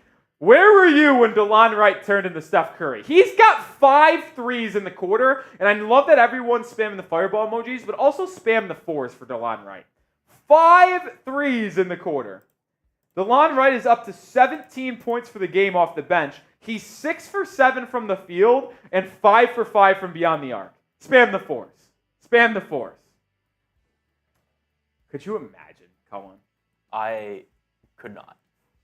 I might have to be on every Heat report live stream for the rest of the playoffs if that happens. Because you don't want to change anything. You would have to wear that sweatshirt. I would have to wear the sweatshirt, yeah. Well, Cullen, there's a chance that's going to happen regardless, to be honest. That's fair. Cullen might be with us for the rest of the playoffs. We're winning the fourth quarter 29-12. Guys, we are 11 of 12 from the field in the fourth quarter. DeLon Wright's also outscored the Celtics by 3 this quarter. All right, Tatum's got top of the key. DeLon Wright's defending. It's Martin, Jaquez, Herro, Wright, and Bam. Derrick White gets a screen. Now gets it to Tatum, left wing. Tatum swings it back to Derrick White. It's a 3. Someone want to give me 20? Holy fuck. I mean, I know basketball, guys. It was so obvious that once we got back invested in this game, the Celtics were answering with a 3. Bam backing down Porzingis. Right hook, good. Bam up to 20. That's an official cash on the prize picks. So now I really just need one Herro 3, and actually I'm going to win. Yep. Bam, I had more than 18 points for Bam. He's got 20. I had less than on 26 points for Tatum. He's got, I believe, 19. No, yeah, 19. And then I have more than 3.5 threes for Tyler, and he's got 3. So you literally just need a Tyler Herro 3. I see a Herro 3. I mean, I just know basketball to a T, man. I watched too much of this fucking sport to know that they were hitting a 3 coming out of the timeout. Get the board. And see, and this is exactly what I'm talking about. We're down 16 now. We get it. They miss a shot, but they get the offensive rebound because it goes out of bounds off Miami. Yeah, I mean, this is what happens. This is what happens, man. First career playoff triple-double for Tatum. He's a triple-double. 19-10-10. Derrick White has it. Back to Porzingis. You could bet this is him. Oh, we missed it. Herro board. Herro brings it up over to Jaquez. Triple J driving right. Herro step to the rim to Bam. Corner 3 for Adebayo. Good. It goes. It's a 13-point game with 2.5 to go. The biggest miracle in the history of miracles. Caleb Martin almost steals it from Holiday. He gets it over to Derrick White. Now Jaylen Brown in the corner. Brown driving on Martin, hanging out to Porzingis. His 3. It's a pump fake. He drives. Euro step. Hangs. Can't finish. DeLon Wright with the board. They call it charge. Okay? It's Heat ball. 2.5 to go. Down 13. They hit a 3 on this possession, Colin. What are we watching? What are we watching? Great penetration by Jaquez. Bam gets a wide open corner 3. I mean, I'm not going to say it's not doable if we go nuclear from 3 in the rest of this game. Oh, there's a possibility. Bam, Herro, thought he was going to take a 3. Herro on the right wing, swings it over to Caleb. Back to Herro. Herro guard by White. Herro drives baseline, stops, finds a cutting Jaquez. He's fading away. Air ball. Well, that likely will do it right there. Yep. The Celtics knew they had to get a big stop. They did. Now I just want to cover. We batted all the way back. I want to cover. I think it was a 13.5-point spread, or did it close at 14? I don't know. We're down 14, and I want a 3 from Herro. I don't want blue balls. White drives in, great defense from. That's not a foul. I mean, Bam gets penalized to a T because he makes these offensive guys look so bad that they just assume there was a foul. There was no foul there. Bam just locked the shit out of them. Locked them. That was the craziest thing of all time. When I finally realized they were only down 15 with 5 minutes to go, that was crazy. Yeah. That was 4 minutes. Derrick White's free throw, good.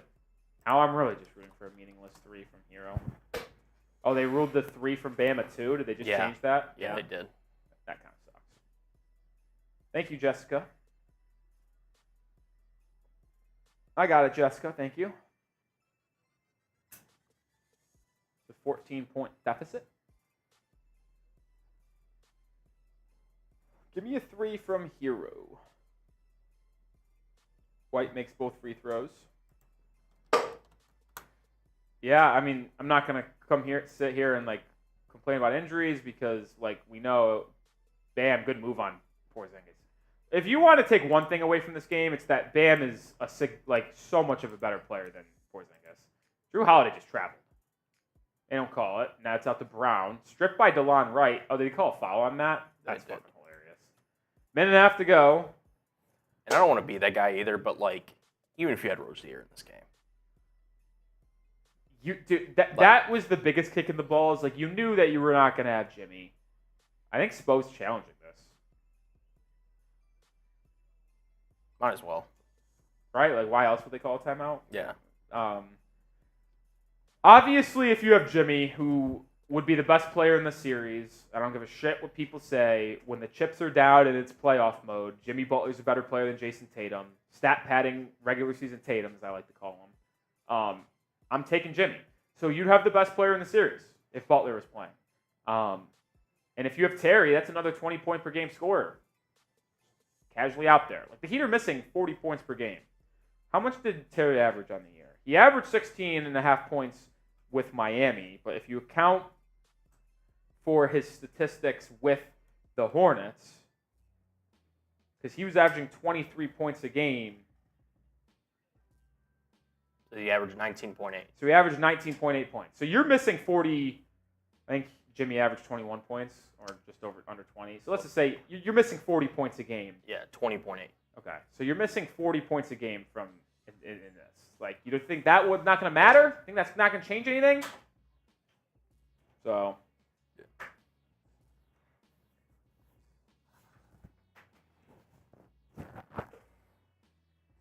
Like, Rozier also would just bring so... Dude, Rozier was really the X factor. That's why we traded for him and got rid of Lowry.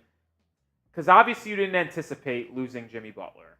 But Rozier is such a difference maker because he's so dynamic with the ball in his hands. And you have to game plan around him because he is so quick. He's such a tough shot maker. Yeah. To where it's just like, if you have him breaking down the defense at the perimeter, you will really... Oh my God, they upheld the call. This game stinks. Like...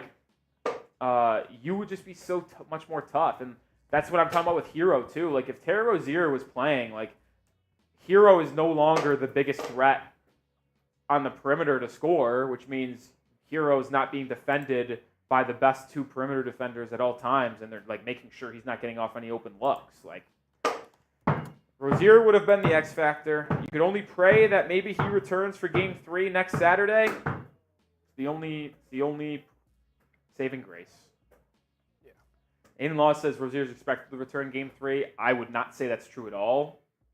I don't think he's expected to return at any time. He's out on a week-to-week basis. Bo said they're treating it day-to-day. Barry Jackson reported week-to-week. So I think it would be really lucky if he could play next Saturday. But even if you're down 2-0 in the series, Herro, oh my God, I thought he was going to launch a three. What a bum.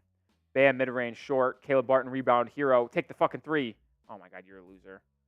Back to Tyler. Give it to Tyler. Bam.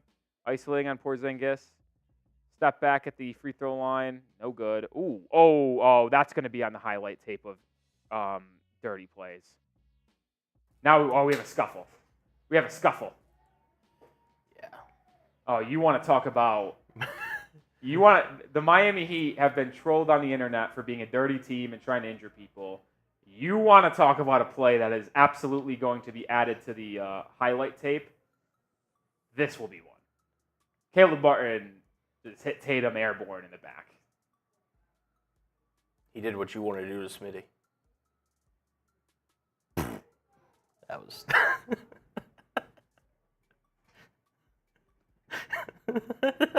If you guys do not like when the Heat get called a dirty team, I would advise you not to go on the Twitter app after this game. Yeah.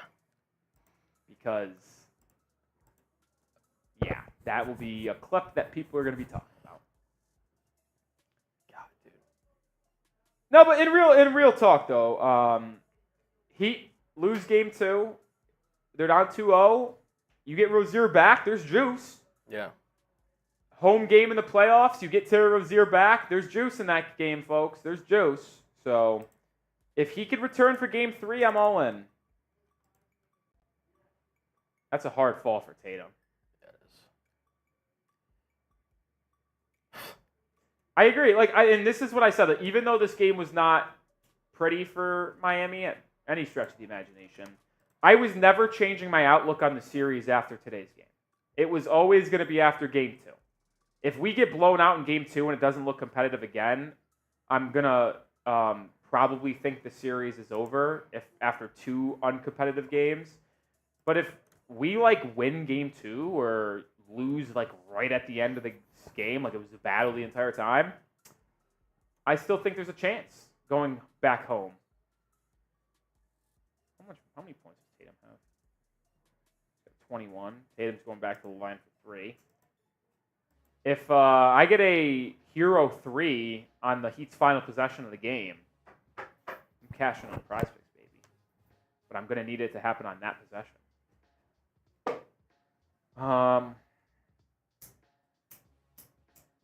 We're just going to do live stats. I built a weigh-in at the bottom of will the Heat win the series. Just type Y for yes, type N for no. Right after the game ends. There's nobody's going to send a super chat in, so just go right into the cut. Okay. So we can get out of here sooner.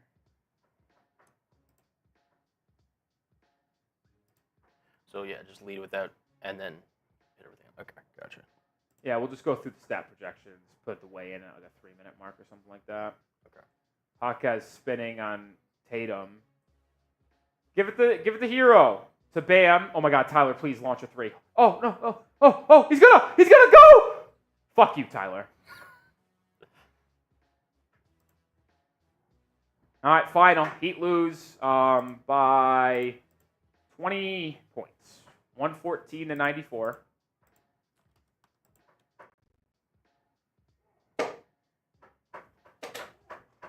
Many of you are going to ask if I think the series is over.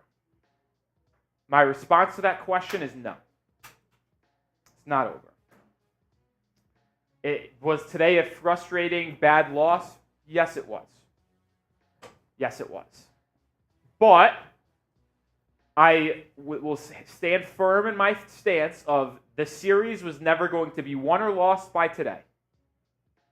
Never was.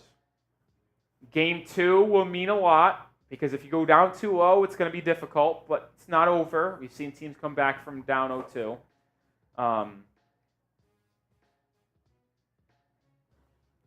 I think we're going to be fine. I do. Spo is the best coach in the NBA. He's the best at making adjustments. And the fact that we have 2 games in between the game, or 2 days in between the next game, I think is very helpful. Spo will get in the tape room. He'll see what's going on, and he'll make adjustments. And I feel confident that Tuesday or Wednesday is going to be a much more competitive game. And if the Heat are able to win it, and we go back to South Beach, the 305, 1-1, I'm going to be very optimistic. And even if we go down 0-2, but Wednesday's game is a battle and it was close the entire time, I'm still going to be feeling pretty good. Still going to be feeling pretty good. Not over till it's over, folks. You got to have the guts.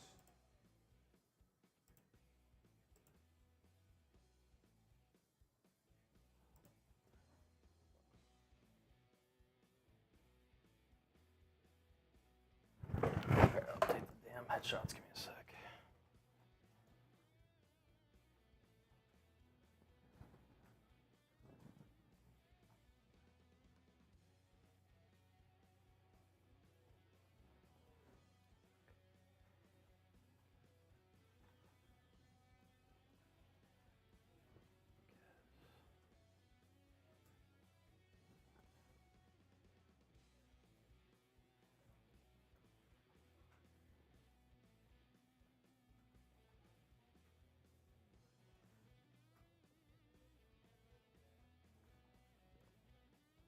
It was never the day for Miami.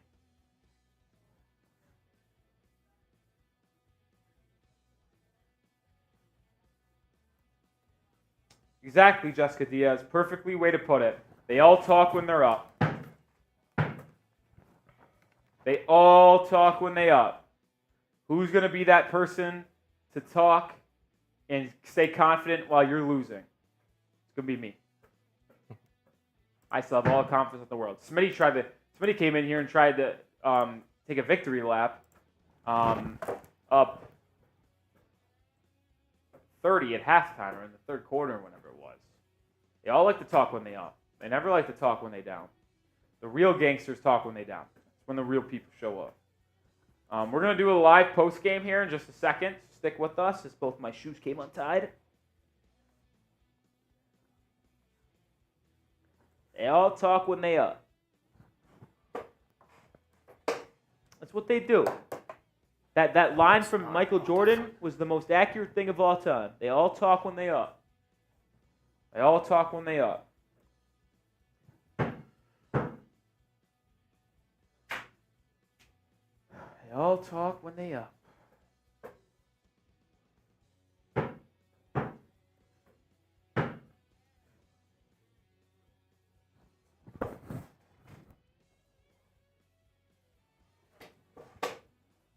They all talk.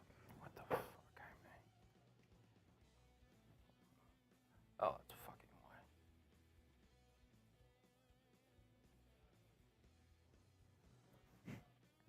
way. I love Barry Jackson so much, man. Barry Jackson is the best beat reporter that I've ever followed on a team. If you guys don't follow Barry Jackson on Twitter, that's a mistake. You guys should follow me for sure, but follow him as well because he is incredible. You can go to Score L3. Score L3.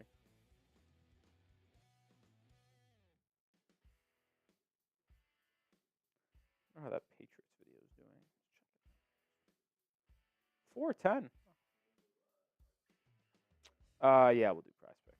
You just flash my first one. Fucking hilarious. All right.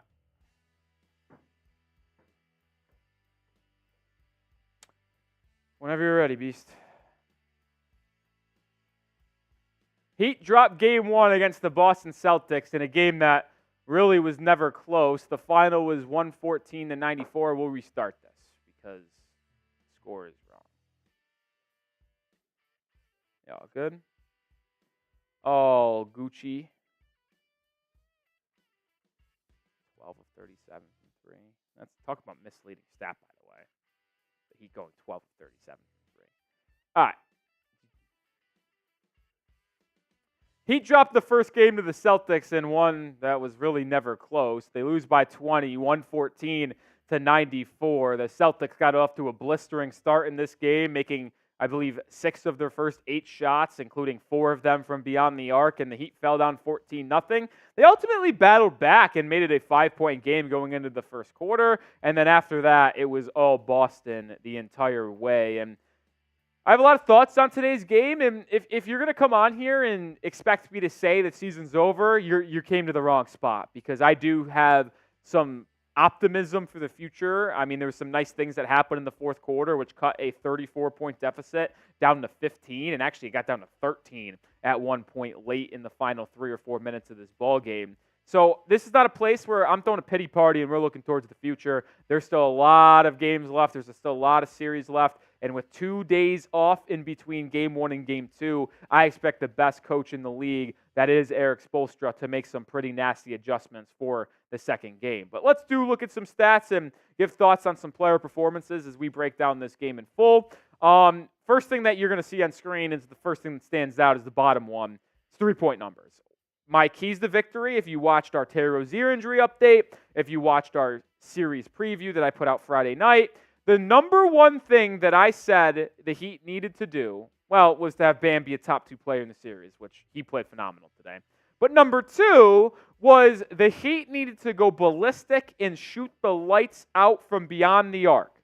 As you see on screen, that did not happen in Game 1. And I will go as far as to say the Heat will not win a game in this series if they get outshot from 3-point land. The only chance you have to beat this Celtics team, because they are so technically sound with their offense, with their defense, and because they are so much more talented than you with Rozier and Jimmy out, at least for the first couple of games, you need to make it up somewhere.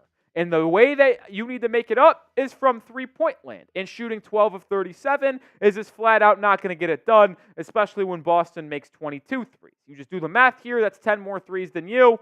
That's 30 points on the scoreboard. You lost by 20. Now, I'm not saying you have to make 22 threes a day because that's not going to happen with this team that's on the current roster because of the injuries, but you needed to light them up from 3. And if we revisit the keys to victory here, Bam has to be a top 2 player in the series.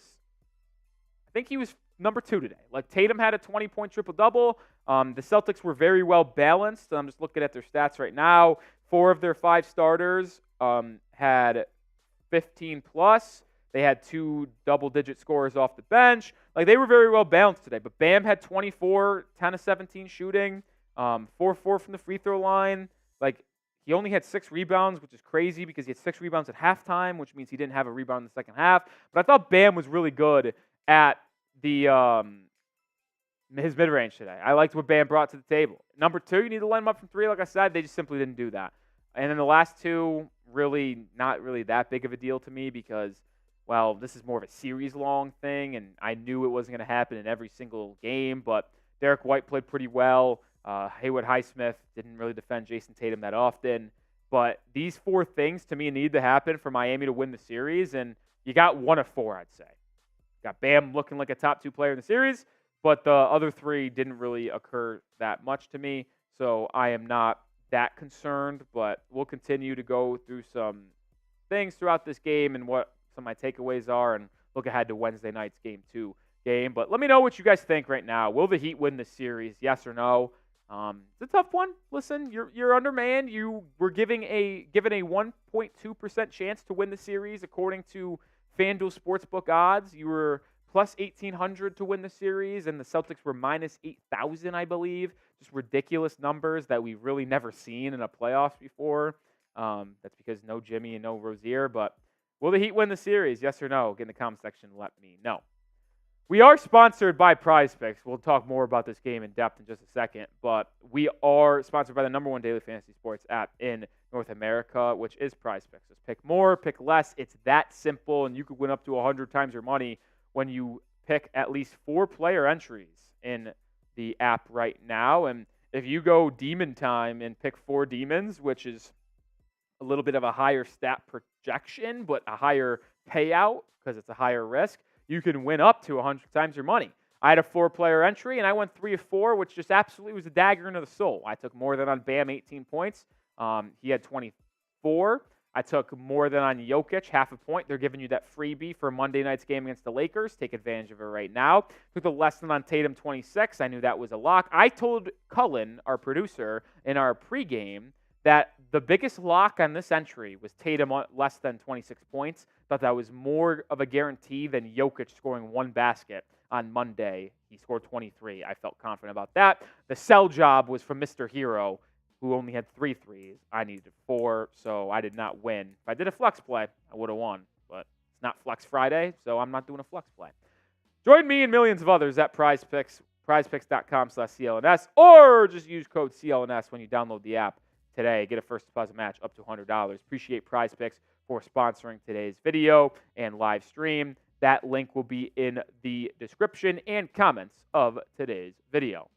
I do want to show some love to Jaime Jaquez Jr., who I thought played a pretty phenomenal game. And listen, he took 16 shots to get 16 points. And sure, that's not the most ideal thing in the world. But to me, you got to look beyond the box score here. And if you're someone who didn't watch the game and are just getting the update and stats watching this video, that's fine. But I just want you to know that Jaquez's effort was much more better than the stats showed you. Because as a first-year rookie, even though he's 22 and he's an older rookie, the poise he showed and the winning basketball that he displayed on camera for everyone today was very noticeable in my eyes. I loved what he gave you, and what he showed me is that if you do not trade him in the offseason for a star, Donovan Mitchell, which will be a conversation to be had in the offseason, and he is on your roster next season, he will be a very impactful player in the future. And as a 3rd, 4th guy on a championship contending team, I think that's going to be someone that is very, very valuable. Listen, I also want to talk about my sweet prince, Nikola Jovic, because he had 10 points, 6 boards. The shooting percentages aren't going to be flashy. They're not going to be sexy for you. But another person that if you look beyond the box score, I was very happy with. Nikola Jovic gave it his all. He even had a block today. He fucking excuse my language, sorry for cussing, sent Jaylen Brown, who tried to go with his left hand, still has no left hand, by the way. It's so crazy that an NBA player had a full offseason to work on this and couldn't do it. Absolutely sent. Jovic, his defense has improved. Just missed a couple open threes from Nikola, but he was giving you great effort on the glass.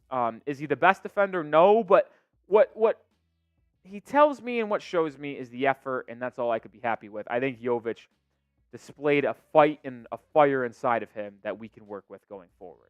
Bam Adebayo is the best player for Miami today. 2nd best player, actually. Nah, we'll go best. DeLon Wright, we'll get to it in just a second. 24 points for Bam, 10 of 18 from the field. You'll take those numbers every single day. Just upgrade the reboundings to double digits. 10 of 18, you'll take it. Oh, you're right. I was going to say I thought he made a 3, but then his foot was on the line. It was a 2. But he basically made a 3. His foot happened to be on the line. Bam, 24 points. I said he needed to be a top 2 player in the series. He gave you good defense like he always does. He also scored 24. I said he needed to average 25 and 10 in the series to have a chance. I'll take what he gave me in Game 1. In the second half, that was mostly a blowout. Caleb Martin fucking sucked. Sorry for cussing again, but he was terrible. 2 of 6 from the field, 0 of 4 from 3. And honestly, the effort that he gave you I thought was laughable at times. I get it. It's going to be exhausting trying to chase around Jaylen Brown, Jayson Tatum, Jrue Holiday, Derrick White for most of this game. But I just thought he got beat to boards a couple times. And he also didn't do us Heat fans and organization much favor by, I don't know if it was intentional. I don't know what was going on with Caleb, but it looked like he did try to take out Jayson Tatum in the final minute and a half of this game. Caleb, get together and bounce back for a big game too. Someone who needs to bounce back in this game. Tyler. I mean, my goodness, folks. My goodness. I really don't know what to say about Mr. Herro because this is one of the worst performances I've ever seen. He wasn't that good defensively. He never is. And when he's giving you this number offensively, you're just simply not going to win ball games. Like, Herro needed to be the best guard in the series, to be honest. Like, if you really think about the Heat winning this series to pull off this massive upset, you needed Tyler Herro to be better than Derrick White. You needed Tyler Herro to be better than Jrue Holiday. And he wasn't even the best guard on your own team. Like, Jaquez was better. Peyton Pritchard was arguably more impactful in his limited minutes. Like, Herro was not good, and don't be fooled. He had 2 threes in the final 4 minutes of this game, which sure cut into the lead to make it from 34 to 13 at one point, but they were meaningful threes. Herro, when this game was tight and it was competitive in the first half, Herro was god awful. And you even cut it to 12 points early in the third quarter, thanks to a big run by Jaquez and Jovic, and then Herro dribbled in the 3 guys, turned it over, and then the Celtics went on a 10-0 run themselves. Like, Herro is just bad. So bad. Haywood Highsmith with a donut, 3 boards, 3 assists. He's always going to fight defensively, but, I mean, if he's going to have to be on the floor, he's going to have to be someone who is better offensively. 0 points on an 0 of 4 shooting, all of them from 3s. Not acceptable. This is probably the funniest story of the night right here. DeLon Wright, 17 points for DeLon, 5 of 5 from 3. By the way, all 5 threes coming in the fourth quarter. DeLon Wright just decided to go nuclear in the final period of this game when the game was over. I mean, listen, all of them were wide open because the Celtics kind of gave up defensively in most of that fourth quarter, so they didn't get hurt. But if DeLon Wright's going to knock down open threes like that, he's going to get a bigger role in this playoff series. And if he's able to go 2 of 5 in each game, like 2 of 5, 40%, he'll find himself on the floor a lot more, and the Heat will find themselves in a lot more games because DeLon Wright is still pretty solid defensively. Now, this is a good conversation to have, and I think it's a good one to close today's live show, or the show on. We don't have to go to Kevin. Let's go to Duncan. Let's go to Kevin. 7 points, all of it coming in the first half. He went 3 of 3 perfectly in that first 24 minutes. But I would be intrigued to see if we see more Bam Adebayo and Kevin Love minutes together going forward. And I love Jovic, and I love Bam as a front court duo. And Jovic did a lot of nice things. But Kevin Love has an ability that Nikola Jovic doesn't. Kevin Love can do some damage inside the paint on post-ups and on the offensive glass. Jovic, he does his damage out in transition and catching and shooting from beyond the arc.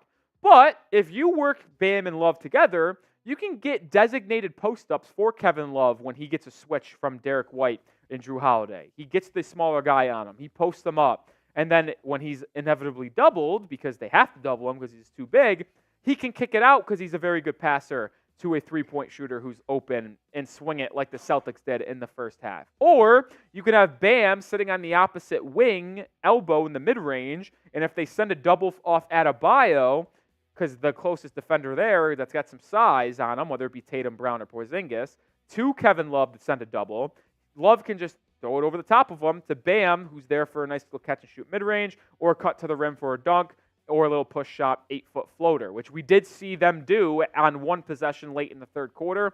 Would not surprise me one bit if Kevin Love and Bam Adebayo saw a lot more time together on the floor in this series, and I would actually almost encourage it and say it's something we need to see more of.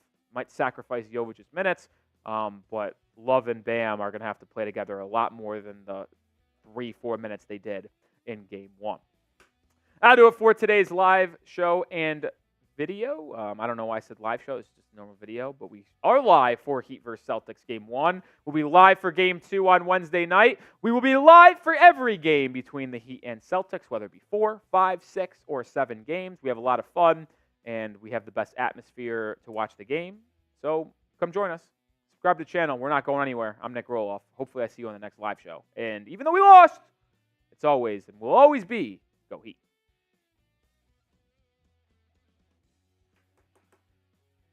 $2 super chat during that video. Hydra Wilson. Remember who cooked him versus Pacers? I think that's referring to Tyler Herro.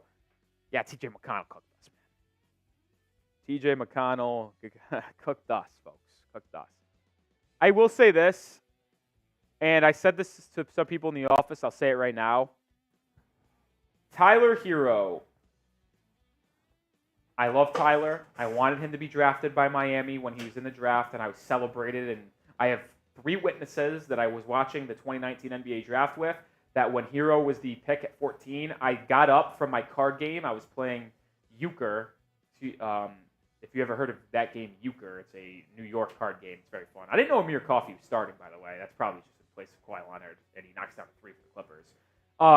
Either way, I got up and started spreading around my house. I was so excited that we drafted Tyler Herro. And obviously his rookie season was fantastic, and he's done a lot of nice things for Miami over his career. But this feels like his last opportunity. If Tyler continues to shit the bed in the series and proves that he can't be a 1 or a 2 with Bam, then why should Miami keep him? Like, in all honesty, like Pat Riley, Eric Spoelstra, and this Heat front office are very bullish on Tyler Herro and his potential future with the Miami Heat. They've called him a cornerstone of the future for this team. But if he proves to you in this series that him and Bam can't be a good duo against a good team in the playoffs, then what should be the reason that you keep Tyler Herro long-term? Fair question. Like, it really is. As much as it sucks to admit, like, if Herro and Bam struggle and Herro is terrible in this playoff series, well, he just showed you that it doesn't really fucking matter. And like a lot of people have said, well, if Herro's the number 1 guy on offense with no Jimmy and him and Bam ran the offense, the team would be a lot better. There's been people to say that. I'm here to tell you you're wrong. And I'm here to, that's goaltending. I'm also here to sadly admit, if Herro continues to stink it up like he did today, and if Herro, honestly, if this series goes 5 and Herro puts up 3 stinkers, like tonight. Today, yeah. I'm done. I am. As much as it sucks to admit, but it would have to be an easy admission to me that Herro is no longer someone I view as a cornerstone and someone I believe can be a top 3, top 4 player on a championship team.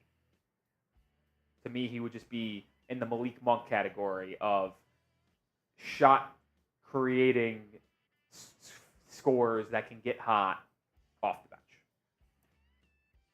Which sucks. During the championship run last year, people were saying Tyler Herro is the missing ingredient. Yeah, I mean, we made the finals without him last year. Is that a detriment to Tyler, or is it something that we all said and all like to admit, and I was one of them, saying, hey, if we had Tyler Herro, just imagine what we could have done. Like, we maybe could have competed with the Nuggets a little bit more. Maybe it's the other one. Latter, where it's like, well, shit, maybe we're actually just a better team without Tyler because the ball moves more and we're better defensively. Hate to potentially admit that, but that is a real possibility. Little shot clock here. Go 2 minutes on the clock. Super chat. Thoughts on the game? Question. Anything you want, really. After those 2 minutes, if no super chats come in, we'll sign off. We'll have videos on Monday and Tuesday in between with injury updates and what probably just breakdowns of what I think need to happen for Miami to change the outcome of the series. And then we'll be live again Wednesday night, where it's going to be possibly Cullen again producing. Cullen, you know how we made our own schedules? What is your schedule, by the way? This week? Yeah. I work with PD Okay. all 3 of those days. No half days. You're working every single day? Yep. I don't know. All right.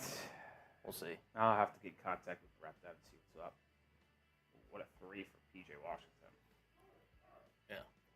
Like you said, nothing changes after today other than the fact that obviously the Heat have to make clear adjustments, but in terms of the series, like, it's not over. No, One game. Like, and It's just- I maybe I should have conveyed that at the end of the video, which is what it is. I don't think the series is over one bit, and I know a lot of people in Boston and the Celtics fans are going to crown this game over because it really was never close, and I get that. But if you think Eric Spoelstra and this Heat team is going down without a fight, you're sadly mistaken. Do the Heat lose in 5 games? I think that's very possible, but we're getting 1, and until the Celtics have 4 wins and the Miami Heat have a graphic on ESPN that says they're eliminated, I believe there's a chance we can win. Has to be the mindset. Celtics fans are in the chat just talking their shit. Man, good win, man. But you guys are front running losers at times, man. Really is. It really is sad. I got to be honest, and I do truly mean this. I would never do what the Celtics fans are doing right now. If you guys were without, for example, just so you guys know, no Butler and Rozier for Miami is the equivalent to no Jayson Tatum and no Kristaps Porzingis for Boston.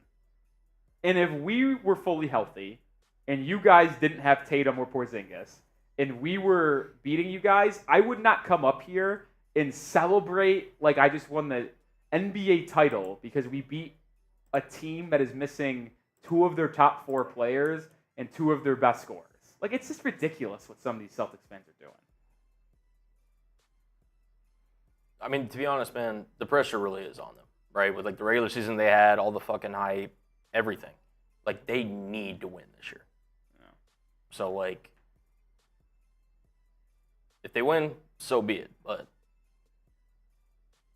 I think everyone will remember how they acted on their way. So, Yeah. All right, Celtics fans can have their banner. I guess banner 18 is just beating the Miami Heat in Game 1 without 2 of their top players. That will be it for today's stream. Like I said earlier, we will have 2 videos out Monday and Tuesday, having updates on injuries and what needs to change for Miami to get a win in this series.